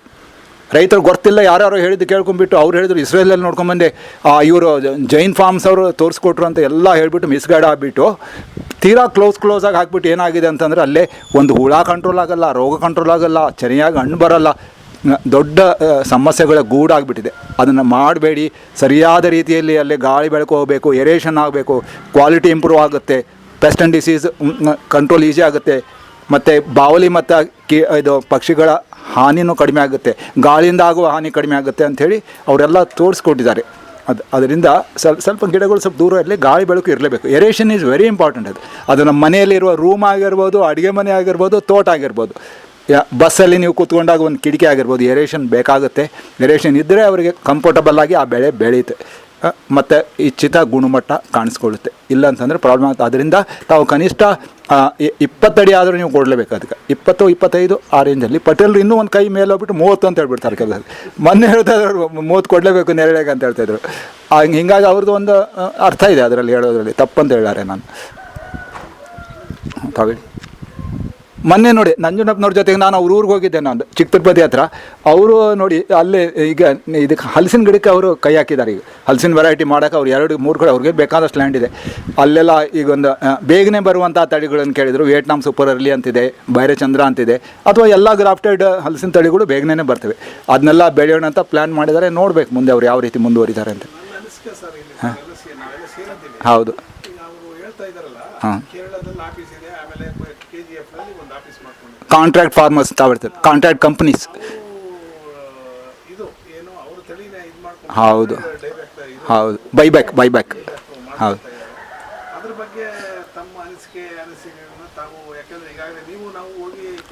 ಹೌದಂತೆ ನಾವು ಕರ್ಕೊಂಡು ಹೋಗಿದ್ರು. ಹೌದು ಹೌದು ಹೌದು. ಇಲ್ಲ ಹೇಳ್ತೀನಿ ಎಲ್ಲ ನೋಡಿ ತಾವೆಲ್ಲ ಇಷ್ಟಪಟ್ಟರು ಅದನ್ನೂ ಹೇಳ್ತೇನೆ. ಮೊನ್ನೆ ನಂಜುಂಡಪ್ಪನವರು ನಮ್ಮ ಯೂನಿವರ್ಸಿಟಿಯಲ್ಲಿ ಅವರು ಇದ್ದರು, ಡಾಕ್ಟರ್ ನಂಜುಂಡಪ್ಪನವರು. ಅವರು ಹಾಂ ಹೌದೌದು ನೋಡಿ, ಅವರು ನನ್ನ ಇದಕ್ಕೆ ಫಸ್ಟ್ ಎಲ್ಲಿ ಕರ್ಕೊಂಡು ಹೋಗಿದ್ರು ಅಂದರೆ Hosakote taluk, if I am correct, ದೊಡ್ಡದೇನಹಳ್ಳಿಗೆ ಹೋಗಿದ್ವಿ. ಅಲ್ಲೊಬ್ಬರು ಕೃಷ್ಣಪ್ಪ ಅನ್ನೋರು ಅವ್ರು ಕಾಂಟ್ರಾಕ್ಟ್ ಫಾರ್ಮಿಂಗಲ್ಲಿ ವಿಯೆಟ್ನಾಂ ಸೂಪರ್ ಅರ್ಲಿ ವೆರೈಟಿನ ಹಾಕಿದ್ದಾರೆ. ಯಾಕಂದರೆ ಆ ಕಾಂಟ್ರಾಕ್ಟ್ ಮಾಡ್ಕೊಂಡಂಥ ಕಂಪ್ನಿ ಅವ್ರು ಹೇಳಿದಂಥ ತಳಿ, ಅವ್ರು ಹೇಳಿದಂಥ ಸ್ಪೇಸಿಂಗ್ ಮೇಲೆ ಹಾಕಿದ್ದಾರೆ. ಸುಮಾರು ಒಂದು 15-18 ಅಡಿ ಒಳಗಡೆ ಇತ್ತು, ಕ್ಲೋಸ್ ಸ್ಪೇಸಿಂಗ್ ಇತ್ತು. ಮತ್ತು ಅವ್ರು ಹೇಳಿದಂಥ ತಳಿ ಅದು ವಿಯೆಟ್ನಾಂ ಸೂಪರ್ ಅರ್ಲಿ ಅಂದರೆ ಒಂದೇ ವರ್ಷಕ್ಕೇ ಹಣ್ಣು ಬಿಡುವಂಥ ತಳಿ. ಚಿಕ್ಕದು ಬ್ಯಾಗಲ್ಲೇ ಅಥವಾ ಪಾಟಲ್ಲೇ ಅದು ಹಣ್ಣು ಬಿಟ್ಬಿಡ್ತದೆ. ಅಂತಹ ತಳಿ ಇದೆ, ಸೂಪರ್ ತಳಿನೇ ಅದು. ವಿಯೆಟ್ನಾಂ ಸೂಪರ್ ಅರ್ಲಿ ಅಂದರೆ ಸೂಪರೇ ಅದು. ಆ ಒಳ್ಳೆಯ ಹೆಸರು ಇಟ್ಟಿದ್ದಾರೆ ಅವರು. ಅಂತಹ ತಳಿ ಇದೆ. ಅದು ಡ್ಯೂಯಲ್ ಪರ್ಪಸ್ ವೆರೈಟಿ ಅಂತ ಹೇಳ್ತಾರೆ. ಅಂದರೆ 2 ವಿಧ ಅದಕ್ಕೆ ಏನಂತಂದರೆ ಅದಕ್ಕೆ ಉದ್ದೇಶಗಳಿವೆ. ಒಂದೇನೆಂದರೆ ತರಕಾರಿ ಅಂತ ಯೂಸ್ ಮಾಡ್ಬೋದು. ತರಕಾರಿ ಯಾವುದು ಎಳೆದಿದ್ದಾಗ ಮೀಡಿಯಮ್ ಆಗಿದ್ದು ಬಲ್ದಾಗೂ ಸಹ ತರಕಾರಿನೇ. ಇನ್ನು ಹಣ್ಣಾದ್ಮೇಲಂತೂ ಕೇಳಲೇಬೇಡಿ. ಹಣ್ಣಾದ್ಮೇಲೆ ಶ್ರೇಷ್ಠವಾದ ಅದಕ್ಕೆ ಗುಣಮಟ್ಟ ಇದೆ, ಗಟ್ಟಿ ತೊಳೆಗಳಿವೆ, ಒಳಗಡೆ ತುಂಬ ತೊಳೆಗಳಿವೆ, ಹುಲ್ಲು ಕಡಿಮೆ ಮತ್ತು ಹಾಲು ಕಡಿಮೆ, ಅಂಟು. ಅದರಿಂದ ಅದನ್ನೇ ಭಾಳ ಜನ ಬೆಳೀತಿದ್ದಾರೆ. ಅದನ್ನು ಪ್ರಮೋಟ್ ಮಾಡೋಕ್ಕೆ ಇವತ್ತಿಗೆ 1 ವರ್ಷಕ್ಕೆ ಫಲ ಬರುತ್ತಂತ. ಹೌದಾ? ಇದು 1 ವರ್ಷ ಅಲ್ಲ, ಇಲ್ಲ ಏನಾಯ್ತು ಕಡೆ ನಾ ಇನ್ನೊಂದು ತೋರಿಸ್ತಾನೆ ಬ್ಯಾಗಲ್ಲಿನೇ, ನರ್ಸರಿ ಬ್ಯಾಗಲ್ಲೇ ಅದಕ್ಕೊಂದು ಸಣ್ಣ ಕಾಯಿ ಬಿಂಡತ್ತದೆ. ಮತ್ತು ಇನ್ನೊಂದು ನಾರ್ಮಲಿ ಹಲಸಿನಲ್ಲಿ ಏನು ಬರ್ತಾ ನೋಡಿ, ಹಲಸಿನಲ್ಲಿ ಫಸಲುಗಳು ಬೊಡ್ಡೆ ಮೇಲೆ ಜಾಸ್ತಿ ಬಿಡ್ತವೆ. ಇದೇನಂದ್ರೆ ಮೇಲೆಲ್ಲ ಸಣ್ಣ ಒಂದು ಕಿರುಬೆಳು ಗಾತ್ರ ರೆಂಬೆಯಲ್ಲಿ ಸಹ ಹಣ್ಣು ಬಿಡ್ತದೆ. ಅಂದರೆ ಫಲವತ್ತತೆ ಜಾಸ್ತಿ ಇದೆ ಅದಕ್ಕೆ, ಹೈಲಿ ಫ್ರೂಟಿಫೆರಸ್ ಅಂತಹ ಒಂದು ವೆರೈಟಿ ಇದೆ. ಜಾಸ್ತಿ ಈಡು ಕೊಡ್ತದೆ ಮತ್ತು ಇಡೀ ವರ್ಷವೆಲ್ಲ ಬಿಡ್ತದೆ ಹೆಚ್ಚು ಕಡಿಮೆ. ಅಂತಹ ತಳಿ ಇದೆ. ತರಕಾರಿಗೆ ಬೇಕಂದರೆ ತರಕಾರಿ ಯೂಸ್ ಮಾಡ್ಬೋದು ನೀವು. ಬೇಡ ಅಂದರೆ ಹಣ್ಣಿಗೆ ಇಟ್ಕೊಂಡ್ರೆ ಇನ್ನೂ ಅದರಿಂದನೂ ಒಳ್ಳೆಯ ಹಣ್ಣೇ ಸಿಗುತ್ತೆ. ಅದರಿಂದ ಇದನ್ನೆಲ್ಲ ಮಣ್ಣುಗಂಡು ಅನೇಕ ಕಂಪ್ನಿಯವರು ಇವತ್ತಿಗೆ ಅದನ್ನು ರೈತರಿಗೆ ಬೆಳೆಸಿಬಿಟ್ಟು ತರಕಾರಿ ಹಾಗೆ ಬೈಬ್ಯಾಕ್ ಮಾಡಿಕೊಡ್ತಾಯಿದ್ದಾರೆ. ತರಕಾರಿಗಾಗಿ, ಹಣ್ಣಿಗಾಗಿ ಅಲ್ಲ, ತರಕಾರಿಗಾಗಿ ಬೈಬ್ಯಾಕ್ ಮಾಡ್ತಾಯಿದ್ದಾರೆ. ಯಾಕಂದರೆ ಕೇರಳದಲ್ಲಿ, ಮಹಾರಾಷ್ಟ್ರದಲ್ಲಿ, ಗೋವಾದಲ್ಲಿ, ಉತ್ತರ ಭಾರತದಲ್ಲಿ ಹಲಸಿನ ತರಕಾರಿಗೆ ದೊಡ್ಡ ರೀತಿಯಲ್ಲಿ ಡಿಮಾಂಡ್ ಇದೆ. ಮತ್ತು ಇತ್ತೀಚೆಗೆ ತಾವೆಲ್ಲ ಕೇಳಿರ್ಬೋದು, ಒಂದು ವೆಜಿಟೇರಿಯನ್ ಮೀಟ್ ಅಂಥೇಳಿ, ವೆಜಿಟೇರಿಯನ್ ಮಟನ್ ಅಂತ ಬಂದಿದೆ. ಅದನ್ನೇ ತೋರಿಸಿದೇವಲ್ಲ, ಅದು ನೋಡಿದ್ರೆ ಹಂಗೆ ಮಟನ್ ಇದ್ದಂಗೆ ಇರ್ತದೆ. ಅದನ್ನು ಚಿಕ್ಕದು, ಮತ್ತು ಅದು ಪದಾರ್ಥ ಮಾಡಿದ್ನೂ ಮಟನ್ನ ಹತ್ತಿರ ಹೋಲುತ್ತೆ ಅಂತ ಹೇಳ್ತಾರೆ. ಆದ್ದರಿಂದ ಅದು ಜಾಸ್ತಿ ಪಾಪ್ಯುಲರ್ ಇದೆ. ಅದನ್ನು ಕ್ಯಾನಿಂಗ್ ಮಾಡ್ತಾರೆ. ಕ್ಯಾನಿಂಗ್ ಮಾಡಿ, ಪ್ರಾಸೆಸ್ ಮಾಡಿ, ಡೀಪ್ ಫ್ರೀಸ್ ಮಾಡಿ ಇಡೀ ವರ್ಷ ಸಿಗೋ ಹಾಗೆ ಮಾಡ್ತಿದ್ದಾರೆ. ಅದಕ್ಕೆ ಮೊನ್ನೆ ನಾನು ಒಂದು ಯಾವುದೋ ಯೂಟ್ಯೂಬಲ್ಲಿ ನೋಡ್ಬೇಕಾದ್ರೆ ಜರ್ಮನಿಯಿಂದ ಒಂದು ನಿಯೋಗ ಬಂದಿತ್ತು ಈ ಹಲಸಿನ ತರಕಾರಿಯ ಏನಂತ ನೋಡಿ ಎಕ್ಸ್ಪ್ಲಾಯ್ಟ್ ಮಾಡೋಕ್ಕೆ. ಅವರು ಬಂದು ಎಲ್ಲ ಕಡೆ ಅಡ್ಡಾಡಿಬಿಟ್ಟು ಇಲ್ಲಿ ತುಂಬ ಚೆನ್ನಾಗಿ ಬೆಳೆಸ್ತಾರೆ ಇಂಡಿಯಾದಲ್ಲಿ, ನಮಗೂ ಇದನ್ನು ನಾವು ಇಂಪೋರ್ಟ್ ಮಾಡ್ಕೋಬೋದು ಜರ್ಮನಿಗೆ ಅಂತ ಅದು ತೋರಿಸ್ಕೊಟ್ಟಿದ್ದಾರೆ. ಅದ್ರ ಪ್ರಕಾರ ಆ ಕಂಪ್ನಿಯವ್ರು ಬಂದಿದ್ದಾರೆ. ಕಂಪ್ನಿಯವರು ಅಂದರೆ ನೋಡಿ, ನಾರ್ಮಲಿ ಬೈಬ್ಯಾಕ್ ಅಂತಂದರೆ ಎಲ್ಲರಿಗೂ ಒಂದು ಕೆಟ್ಟ ಎಕ್ಸ್ಪೀರಿಯನ್ಸ್ ಆಗಿದೆ. ಬೇರೆ ಬೈಬ್ಯಾಕ್ ಎಲ್ಲೆಲ್ಲಿದೆ ಅಲ್ಲೇನೇನೋ ಆಗಿಬಿಟ್ಟಿವೆ. ಕೆಲವು ಬೈಬ್ಯಾಕ್ ಕಂಪ್ನಿಗೆ ಅಥವಾ ಏನಾದರೂ ಸುಳ್ಳು ಆಶ್ವಾಸನೆ ಕಂಟಿಗೆ ಬ್ಲೇಡ್ ಕಂಪ್ನಿ ಅಂತಲೂ ಹೆಸರಿಟ್ಟಿದ್ದಾರೆ, ಬ್ಲೇಡ್ ಅಂತ ಹೇಳ್ಬಿಟ್ಟು. ಆ ರೀತಿ ಇಲ್ಲಿನೂ ಆಗ್ತದ ಅಂತ ಹೇಳಿದರು. ನಾನು ಹೇಳಿದೆ, ಅವು ಆಗ್ತದೋ ಬಿಡ್ತದೋ ನಮ್ಗೆ ಗೊತ್ತಿಲ್ಲ, ಎಲ್ಲರೂ ಹಂಗಿರಲ್ಲ. ಆದರೂ ಸ್ವಲ್ಪ ಕೇರ್ಫುಲ್ ಆಗಿರಬೇಕು. ಅವ್ರ ಟರ್ಮ್ಸ್ ಆ್ಯಂಡ್ ಕಂಡೀಷನ್ಸ್ ಯಾವ ರೀತಿ ಇದೆ, ನಿಮಗೆ ಯಾವ ರೀತಿ ಅನುಕೂಲ ಮಾಡಿಕೊಡ್ತಾರೆ, ನೀವು ಯಾವ ರೀತಿ ಅವರಿಗೆ ಲೀಗಲ್ ಬೈಂಡಿಂಗ್ ಆಗುತ್ತೆ ಅವೆಲ್ಲ ಸರಿಪಡಿಸ್ಕೊಳ್ಳಿ. ಒಮ್ಮಿನ ಮೇಲೆ ಅವ್ರು ಹೇಳ್ದಂಗೆ ನೀವು ಕೇಳೋಕ್ಕಾಗಲ್ಲ. ಸ್ವಲ್ಪ ನಿಮ್ಮ ಕಾಳಜಿಯಲ್ಲಿ ನೀವು ಇರಬೇಕಾಗುತ್ತೆ ಅಂತ ಹೇಳಿದ್ದೇನೆ. ಮತ್ತು ಇನ್ನೊಂದು ಅಂದರೆ, ಅಕಸ್ಮಾತ್ ಬೈಬ್ಯಾಕ್ ಫೇಲ್ ಆದರೂ ಸಹ ನಾವು ಮಾರಾಟ ಮಾಡ್ಬೋದಲ್ಲ. ಒಳ್ಳೆ ವೆರೈಟಿ ಇದೆ, ಶ್ರೇಷ್ಠವಾಗಿದ್ದಿದೆ ನೋಡಿ. ಅವ್ರು ತಗೊಳ್ಳಿಲ್ಲ ಅಂತಂದರೆ ನಾವು ಮಾಡ್ಬೋದು. ಹೀಗಾಗಿ ಅಲ್ಲೇ ತೀರಾ ಅಷ್ಟು ಡೂಪ್ ಆಗೋ ಚಾನ್ಸಸ್ ಇಲ್ಲ. ಇಂಥ ವೆರೈಟಿ ಬೆಳೆದಾಗ ಚೆನ್ನಾಗಿರೋ ವೆರೈಟಿ ಇದೆ. ಅದು ವಿಯೆಟ್ನಾಂ ಸೂಪರಲ್ಲಿ ಒಳ್ಳೆ ವೆರೈಟಿನೇ, ಅದ್ರ ಬಗ್ಗೆ 2 ಮಾತಿಲ್ಲ ಬಿಡಿ. ಸ್ಪೇಸ್ ಭಾಳ ಕಡಿಮೆ ಆಗ್ತದೆ. ತುಂಬ ಕಡಿಮೆ. ನಾವು ಅದನ್ನು ಅಟ್ಲೀಸ್ಟ್ ಹೌದು ಹೌದು 20 ಫೀಟು ಹೌದು ಅಟ್ಲೀಸ್ಟ್ ಏರಿಯಾ ಹೌದು. ಅವ್ರು ನೋಡಿ ನಾವು ಅಲ್ಲಿ ಹೋಗಿ ತೋರ್ಸಾಗ ಅಲ್ಲಿ 15 ಅಡಿಗೆ ಇದ್ದಂಗೆ ಇತ್ತು, ಅಥವಾ ಇನ್ನೂ ಕಡಿಮೆ ಇತ್ತು ಅನಿಸಿದೆ. ಅವ್ರದ್ದು ಉದ್ದೇಶ ಏನಂತಂದರೆ, ಅವ್ರ ಉದ್ದೇಶ ಸ್ಪಷ್ಟವಾಗಿದೆ, ನೇರವಾಗಿದೆ, ಮತ್ತು ಒಂದು ಸ್ವಲ್ಪ ಕನಿಂಗ್ ಆಗಿದೆ. ಯಾಕಂತಂದರೆ ನರ್ಸರಿಗಳನ್ನ ಅವ್ರು ಸಪ್ಲೈ ಮಾಡ್ತಾರೆ. ಅವ್ರು ಹೇಳಿದಂಥ ರೇಟಲ್ಲಿ ಅವ್ರು ಹೇಳಿದಷ್ಟು ಗಿಡಗಳು ಅವರಷ್ಟು ಸ್ಪೇಸಿಂಗ್ನಲ್ಲಿ ಹಾಕಬೇಕು. ಅವರೇ ಗಿಡ ಸಪ್ಲೈ ಮಾಡ್ತಾರೆ. ನೀವು ನಾ ತೊಗೊಂಡು ಬರ್ತೇನೆ, ನಾವು ತಂದು ಹಾಕ್ತೇನೆ ಅಂದರೆ ಒಪ್ಪಲ್ಲ ಅವರು. ಅಲ್ಲೇ ನರ್ಸರಿಯವ್ರ ಜೊತೆ ಲಿಂಕ್ ಇದೆ. ನರ್ಸರಿಯವ್ರ ಜೊತೆ ಲಿಂಕ್ ಇದೆ ಅಂದರೆ ಅಲ್ಲೇನಾದ್ರು ಅವ್ರಿಗೆ ಕಮಿಷನ್ನು ಇರ್ಬೋದೇನೋ ನೋಡಿ. ಅದರಿಂದ ಅವ್ರದ್ದೇನೋ ಒಂದು ಒಳ ಉದ್ದೇಶ ಇರ್ಬೋದಲ್ಲಿ ಆ ಗಿಡಗಳಿಗೆ ಸಂಬಂಧಿಸಿದಾಗೆ, ಸ್ಪೇಸಿಂಗ್ ಸಂಬಂಧಿಸಿದಾಗೆ. ಅದರಿಂದ ನಮ್ಮ ಡಾಕ್ಟರ್ ನಂಜುಂಡಪ್ಪನವ್ರು ಹೇಳಿದಾಗೆ ಆ ಸ್ಪೇಸಿಂಗ್ ತುಂಬ ಹತ್ತಿರ ಆಯಿತು. ಯಾಕಂದರೆ ಈಗಲೇ ನೋಡಿ 2-3 ವರ್ಷಕ್ಕೇ ಹತ್ತಿರ ಬಂದುಬಿಟ್ಟಿವೆ. ಇನ್ನು ನೆಕ್ಸ್ಟ್ ಇಯರ್ ಕೂಡ್ಕೊಂಡ್ಬಿಡ್ತೀವಿ. ಅಷ್ಟು ಕೂಡ್ಕೊಂಡಾಗ ಕೆಲಸ ಎಲ್ಲರೂ ಪ್ರೂನ್ ಮಾಡ್ಬೋದು, ಕೆಲಸ ನೆಗ್ಲೆಕ್ಟ್ ಮಾಡಿಬಿಟ್ಟು ಬಿಟ್ಬಿಟ್ರೆ ಗಿಡ ಬಿಟ್ಟು ಕಾಡಾಗ್ಬಿಡ್ತದೆ. ಹಂಗಾಗಬಾರ್ದು ಅಂತೇಳಿ ಮಿನಿಮಮ್ 20 ಅಡಿ ಹೀಗೆಲ್ಲ ಕೊಡಬೇಕು ಅಂತ ನಾನು ಹೇಳಿದ್ದೀನಿ. ಅವ್ರು ಹಾಕ್ಬೇಕಾದ್ರೆ 20 ಕೊಡಿ ಅಂತ ನಾನು ಹೇಳಿದ್ದೇನೆ. ಆ ಕ್ಲೋಸ್ ಸ್ಪೇಸಿಂಗ್ನಲ್ಲಿ ಮಾಡೋಕ್ಕೆ ಹೋಗಬೇಡಿ. ಬೈಬ್ಯಾಕೋ ಗೀಬ್ಯಾಕೋ ನೀವೇ ಹಾಕ್ಬಿಡಿ, ನೇರವಾಗಿ ನೀವೇ ಹಾಕಿ. ಹೆಂಗಿದ್ರು ಅದನ್ನು ಜನಗಳು ನೋಡಿದವರು ತಿಂದವರು ಬೇಕು ಅಂತ ಹೇಳ್ತಾರೆ, ಮಾರಾಟನೂ ಆಗುತ್ತೆ. ಅವರು ಬೈಬ್ಯಾಕ್ನವರೇ ಅದಕ್ಕೆ ಬರಬೇಕಂತೇನಿಲ್ಲ. ಅದರಿಂದ ಅದನ್ನು ಕಾನ್ಫಿಡೆಂಟ್ಲಿ ಹಾಕ್ಬೋದು. ಹೇಳೋ ಪ್ರಕಾರ ನಾವು ಬೈಬ್ಯಾಕ್ ಮಾಡಿಕೊಂಡು ಎಕ್ಸ್ಪೋರ್ಟ್ ಮಾಡ್ತೀವಿ. ಹಾಂ ಪರ್ ಇಯರ್ಗೆ ನಾವು ಮಿನಿಮಮ್ ಅವ್ರು ಮಾಡ್ತಾರೆ ಅಂತ. ಯಾಕಂದ್ರೆ ಅವ್ರು ನೋಡಿ ಅವ್ರ ಉದ್ದೇಶ ಅದೇ ಇದೆ. ಅವ್ರ ಉದ್ದೇಶ ಡೊಮೆಸ್ಟಿಕ್ ಮಾರ್ಕೆಟ್ ಅಲ್ಲದೆ ಎಕ್ಸ್ಪೋರ್ಟ್ ಮಾರ್ಕೆಟಿಗೆ ಹಿಡ್ಕೊಳ್ಬೇಕಂತ ದೊಡ್ಡ ಉದ್ದೇಶ ಇದೆ ಅವ್ರಿಗೆ. ಅದರಲ್ಲಿ ಲಾಭ ಇದೆ ಅವ್ರಿಗೆ. ಈ ವೆಜಿಟೇಬಲ್ ಮೀಟ್ ಅಂತ ಹೇಳ್ತಾರಲ್ಲ, ಅದು ತುಂಬ ಲಾಭ ಇದೆ ಅವ್ರಿಗೆ. ಯಾಕಂದರೆ ಈವನ್ ವೆಸ್ಟರ್ನ್ ಕಂಟ್ರೀಸ್ನಲ್ಲಿ ಸಹ ವೆಜಿಟೇರಿಯನಿಸಮ್ ಈಸ್ ಬಿಕಮಿಂಗ್ ಪಾಪ್ಯುಲರ್. ಅಲ್ಲಿ ತುಂಬ ಜನ ಈಗ ಟರ್ನಿಂಗ್ ಟುವರ್ಡ್ಸ್ ವೆಜಿಟೇರಿಯನಿಸಮ್ ಆಗ್ತಿದ್ದಾರೆ. ಕಾರಣಗಳು ಹಲವಾರು ಇರ್ಬೋದೇನೋ. ಅದರಿಂದ ಅಲ್ಲಿ ಸಹ ಇದನ್ನು ಅವರು ದೊಡ್ಡ ರೀತಿಯಲ್ಲಿ ಅದನ್ನು ಪಬ್ಲಿಸಿಟಿ ಪ್ರಪಗಂಡ ಆಗ್ತಾಯಿದೆ. ಅದರಿಂದ ಇಂತಹ ಐಟಮ್ಸ್ಗಳಿಗೆ ಡಿಮಾಂಡ್ ಇರುತ್ತೆ, ಮಾಡ್ಬೋದು. ಇನ್ನೊಂದು ರೀಸೆಂಟಾಗಿ ಆಂಧ್ರದಲ್ಲಿ ಮುಳುಬಾಗಿಲಾದ್ಮೇಲೆ ಆಂಧ್ರ ಬಾರ್ಡರಲ್ಲಿ ಒಬ್ಬರು 6 acres ಹಾಕಿದ್ದಾರೆ ಸರ್. ಗೋರಂಟ್ಲ ಹತ್ರ ಅಂತ ಈ ಕಡೆ ಇಲ್ಲೇ ಇಲ್ಲೊಬ್ರು ಗೋರಂಟ್ಲ ಹತ್ರ ಒಬ್ಬರು ನಾನು ಹೋಗಿದ್ದೆ, ಅಲ್ಲಿನೂ ಹಾಕಿದ್ದಾರೆ, ಅಲ್ಲಿ ಹಾಕ್ತಾ ಇದ್ದಾರೆ. ಈ ಕಡೆ ಇಲ್ಲೇ ಬಾಗೇಪಲ್ಲಿ ಆದಮೇಲೆ ಗೋರಂಟ್ಲು. ಅದ್ರ ಪ್ರಕಾರ ನಾನು ಅವ್ರನ್ನ ಕ್ವಶನ್ ಹೇಳಿದಾಗ ಏನು ಈಗ ಬೈಬ್ಯಾಕ್ ಮಾಡ್ತಾ ಇದ್ದಾರೆ, ತಗೊಂಡು ಹೋಗ್ತಾ ಇದ್ದಾರೆ ಇಲ್ವಾ, ಏನು ಮಾರ್ಕೆಟಿಂಗ್ ಸದ್ಯಕ್ಕೆ ಅವರು ತಗೊಂಡು ಹೋಗ್ತಾ ಇದ್ದಾರೆ, ನನಗೆ ಒಳ್ಳೆ ರೇಟನ್ನು ಕೊಡ್ತಾ ಇದ್ದಾರೆ, ಇರ್ಬೋದು ಅನ್ಸುತ್ತೆ. ತೊಂದರೆ ಇಲ್ಲ ಅಂತ ಕೂಡ ಅವರು ಹೇಳಿದ್ದಾರೆ. ನೋಡಿ, ಇನ್ನೊಂದು ದಯವಿಟ್ಟು ಎಲ್ಲರ ಜೊತೆಗೆ ನಾನು ಶೇರ್ ಮಾಡ್ಕೊಳ್ತೇನೆ ಒಂದು ವಿಷಯನ. ನೋಡಿ, ಯಾವ ಬೈಬ್ಯಾಕ್ಗಳು ಸಕ್ಸಸ್ ಆಗ್ತವೆ ಅಂತಂದರೆ ಅಲ್ಲೇ ಮ್ಯೂಚುವಲ್ ಬೆನಿಫಿಟ್ ಇರಬೇಕು. ಬೆಳೆದವ್ರಿಗೂ ಕೊಂಡವ್ರಿಗೆ ಇಬ್ಬರಿಗೂ ಲಾಭ ಇದ್ದಾಗ ಅದು ನಡೀತಾ ಇರ್ತದೆ. ಎಲ್ಲೇ ಒಬ್ಬರಿಗೆ ಅದು ಲಾಸ್ ಆಗಿ ಶುರುವಾದರೆ ಅಲ್ಲಿ ಇಂಟ್ರೆಸ್ಟ್ ಕಳ್ಕೊಂಡ್ಬಿಡ್ತಾರೆ. ನೋಡಿ, ಈಗ ಬೆಳೆದವ್ರಿಗೂ ತಕ್ಕ ಮಟ್ಟಿಗೆ ಲಾಭ ಸಿಗುತ್ತೆ. ಅದನ್ನು ತೊಗೊಂಡು ಅವರು ಎಕ್ಸ್ಪೋರ್ಟನ್ನು ಏನು ಮಾಡಿಕೊಂಡು ಅಲ್ಲಿ ಲಾಭ ಇದೆ ಅಂದರೆ ಅದು ಒಂದು ರೀತಿ ಅಂಡರ್ಸ್ಟ್ಯಾಂಡಿಂಗ್ ಮೇಲೆ ಹೋಗ್ಬಿಡ್ತದೆ. ಈ ಎರಡರಲ್ಲಿ ಏನೋ ಒಂದು ಸ್ವಲ್ಪ ವ್ಯತ್ಯಾಸ ಆದರೆ ಅಲ್ಲೇ ಬ್ರೇಕ್ ಆಗುತ್ತೆ ಅಷ್ಟೇ, ಬೈಬ್ಯಾಕ್ ಪ್ರಾಬ್ಲಮ್ ಆಗುತ್ತೆ. ಈಗ ಬೈಬ್ಯಾಕ್ ಬಿದ್ದೋಯ್ತು ಅಂದ್ಕೊಳ್ಳಿ, ಯಾವುದೋ ಒಂದು ಕಾರಣಗಳಿಂದ ನಿಂತೋಗ್ತದೆ. ಹೌದು, ಆಗುತ್ತೆ. ಆಗ ನಾವು ಎಕ್ಸಿಸ್ಟಿಂಗ್ ವೆರೈಟೀಸ್ ಜೊತೆ ಕಾಂಪೀಟ್ ಮಾಡಿ ಪ್ರೈಸ್ ತಗೋಬೋದಲ್ಲ. ನೋಡಿ, ಯಾಕಂತಂದರೆ ಇದು ಈ ಬೈಬ್ಯಾಕಲ್ಲಿ ಅವರು ಪ್ರಮೋಟ್ ಮಾಡಿದಂಥ ವೆರೈಟಿ ಅವ್ರ ವೆರೈಟಿ ಅಲ್ಲ, ಅದು ಆಲ್ರೆಡಿ ಎಕ್ಸಿಸ್ಟಿಂಗ್ ವೆರೈಟಿನೇ. ಹೌದು, ವಿಯೆಟ್ನಾಮ್ ಸೂಪರಲ್ಲಿ ಆಲ್ರೆಡಿ ಎಕ್ಸಿಸ್ಟಿಂಗ್ ವೆರೈಟಿ ಅದು. ಅದನ್ನು ಅವರು ತಮಗೆ ಒಳ್ಳೆ ವೆರೈಟಿ ಅಂತ ಕಂಡುಕೊಂಡಿದ್ದಾರೆ. ಅದು ಹೀಗಾಗಿ ಅವ್ರು ಪ್ರಮೋಟ್ ಮಾಡಿದ ವೆರೈಟಿ ಅಲ್ವೇ ಅಲ್ಲ ಅದು. ಅವರು ಅದನ್ನು ಹಿಡ್ಕೊಂಡಿದ್ದಾರೆ ಅಷ್ಟೇ, ಆ ವೆರೈಟಿನೇ. ಈಗ ಅದನ್ನು ಅವ್ರು ಹಿಡ್ಕೊಳ್ಳಿ ಅಥವಾ ಹಿಡ್ಕೊಳ್ಳದೇ ಇರಲಿ, ಅದು ಆ ವೆರೈಟಿ ಮೂವ್ ಆಗ್ತಾನೆ ಇದೆ. ಜನಗಳು ಅದನ್ನು ಒಪ್ಕೊಂಡ್ಬಿಟ್ಟಿದ್ದಾರೆ.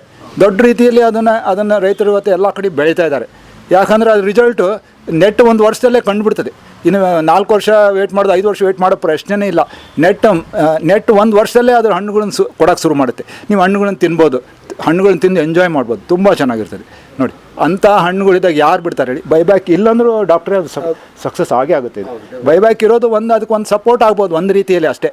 ಬಟ್ ಬೇರೆ ರೀತಿಯಲ್ಲೇ ತನ್ನ ಮೇಲೆ ತನ್ನ ಶಕ್ತಿ ಮೇಲೆ ತಾನು ಮುಂದೆ ಹೋಗುವಂಥ ವೆರೈಟಿ ಅದು. ಅಂತಹ ಒಂದು ವೆರೈಟಿ ವಿಯೆಟ್ನಾಮ್ ಸೂಪರಲ್ಲಿ ಅದು ತಾನು ಮುಂದೆ ಹೋಗುತ್ತೆ. ಅದಕ್ಕೆ ಫುಲ್ ಶಕ್ತಿ ಇದೆ. ಸೆಲ್ಫ್ ಏನಂತಾರೆ ಸಪೋರ್ಟಿಂಗ್ ವೆರೈಟಿ ಅದು. ಅದರಿಂದ ಯಾವ ಡೌಟ್ ಇಲ್ಲ ಅನ್ಸುತ್ತೆ. ಬೈಬ್ಯಾಕ್ ಫೇಲ್ ಆದರೂ ಚಿಂತೆ ಇಲ್ಲ, ಅದು ಮೂವ್ ಆಗುತ್ತೆ. ಅದರಿಂದ ಪಟೇಲರಿಗೆ ನಾವು ಮತ್ತೊಮ್ಮೆ ನಾವೆಲ್ಲರೂ ಅಭಿನಂದಿಸಬೇಕಾಗುತ್ತೆ. ಮತ್ತು ಅವರು ನನಗೆ ಅವ್ರ ಸಣ್ಣ ಡಾಕ್ಟ್ರ್ ಹೇಳಿದರು, ಪಟೇಲರಿಗೆ ಜಾಸ್ತಿ ನಾವು ಸ್ಟ್ರೇನ್ ಮಾಡೋದು ಬೇಡ. ನಾವೇ ಅವ್ರಿಗೆ ಯಾಕೆ ಸ್ಟ್ರೇನ್ ಮಾಡೋದು, ನಾವೆಲ್ಲ ಇದ್ದೇವಲ್ಲ, ಅವ್ರ ಪರವಾಗಿ ನಾವು ಮಾತಾಡ್ತೇವೆ ಅಂತೇಳಿ. ಅದು ಮತ್ತೊಮ್ಮೆ ಪಟೇಲರಿಗೆ ಅಭಿನಂದನೆ. ಡಾಕ್ಟ್ರ್ ಇಲ್ಲ ಎಲ್ಲರೂ ಇಲ್ಲ. ನೋಡಿ, ಅದಕ್ಕೆ ನನ್ನ ಅಮೆಂಡ್ಮೆಂಟ್ ಇದೆ. ನಾವಿಬ್ಬರೇ ಅಲ್ಲ ನೋಡಿ, ಅವ್ರಿಗೆ 1000 ಕಣ್ಣಿವೆ, ನಾವಿಬ್ಬರು ಅಂತ ಹೇಳ್ತಾರೆ ಅವರು. ಎಲ್ಲರೂ ಪ್ರತಿಯೊಬ್ಬ ರೈತನೂ ಒಬ್ಬ ರೈತ ಹುಡುಗನೂ ಸಹ ಅವ್ರಿಗೆ ಕಣ್ಣಿದ್ದಂಗೆ. ಅದರಿಂದ ಅವರು ಅದನ್ನು ದೊಡ್ಡ ರೀತಿಯಲ್ಲಿ ಅವರು ದೊಡ್ಡತನವನ್ನು ತೋರಿಸ್ಕೊಂಡಿದ್ದಾರೆ, ನಾವು 2 ಕಣ್ಣು ಅಂತೇಳಿ. ಬಟ್ ಅದನ್ನೇ ನಾನು ಅಮೆಂಡ್ಮೆಂಟ್ ಮಾಡಿಬಿಟ್ಟು 1000 ಕಣ್ಣಿದೆ ಅವ್ರಿಗೆ. 1000 ಜನ ಇದ್ದಾರೆ ಅವ್ರಿಗೆ, ಸಾವಿರಾರು ಜನ ಇದ್ದಾರೆ, ಎಲ್ಲವೂ ಕಣ್ಣುಗಳೇ. ಅದು ಒಂದು ಕನ್ನಡದಲ್ಲಿ ಒಂದು ಸ್ಟೇಟ್ಮೆಂಟ್ ಇದೆ, ನಿಸರ್ಗ ನೀಡಿದ 2 ಕಣ್ಣುಗಳ ಜಗವ ನಾವು ಒರೆಯಲು 100 ಕಣ್ಣುಗಳ ತಾನಿಟ್ಟುಕೊಂಡಿದೆ ಜಗವ ನಮ್ಮೆಲ್ಲರನ್ನು ಹರಸಲು ಅಂತೇಳಿ. ಅಷ್ಟು ಅದರಿಂದ ದೊಡ್ಡತನ ಅವ್ರಿಗಿದೆ. ಅವ್ರನ್ನೆಲ್ಲರನ್ನೂ ಹರಿಸುವಂತಹ ಒಂದು ದೊಡ್ಡತನ ಅವ್ರ ಹತ್ರ ಇದೆ. ಪಟೇಲರು ಮುಂದಿನ ದಿನಗಳಲ್ಲಿ ಸಹ ಅವ್ರು ಹಿಡಿದಂಥ ಇವೆಲ್ಲ ವೆರೈಟಲ್ ಇಂಪ್ರೂವ್ಮೆಂಟು, ಕಲ್ಟಿವೇಷನ್ಸು, ಡೆಮಾನ್ಸ್ಟ್ರೇಷನ್ಸು, ಅವೆಲ್ಲದ್ರ ಬಗ್ಗೆ ಅವ್ರಿಗೆ ಭಗವಂತ ಅವ್ರಿಗೆ ಇನ್ನೂ ಆಯುರಾರೋಗ್ಯಗಳನ್ನು ಕೊಟ್ಬಿಟ್ಟು ಅವ್ರನ್ನ ಚೆನ್ನಾಗಿ ಕಾಪಾಡಲಿ ಮತ್ತು ಇದೇ ಶಕ್ತಿಯನ್ನು, ಉತ್ಸಾಹವನ್ನು ಅವ್ರು ಹಾಗೆ ಕೊಟ್ಬಿಟ್ಟು ಮುನ್ನಡೆಸಲಿ ಅಂತ ತಮ್ಮೆಲ್ಲರ ಪರವಾಗಿ ನಾನು ಭಗವಂತನಲ್ಲಿ ಪ್ರಾರ್ಥಿಸ್ತೇನೆ. ನಮಸ್ತೆ.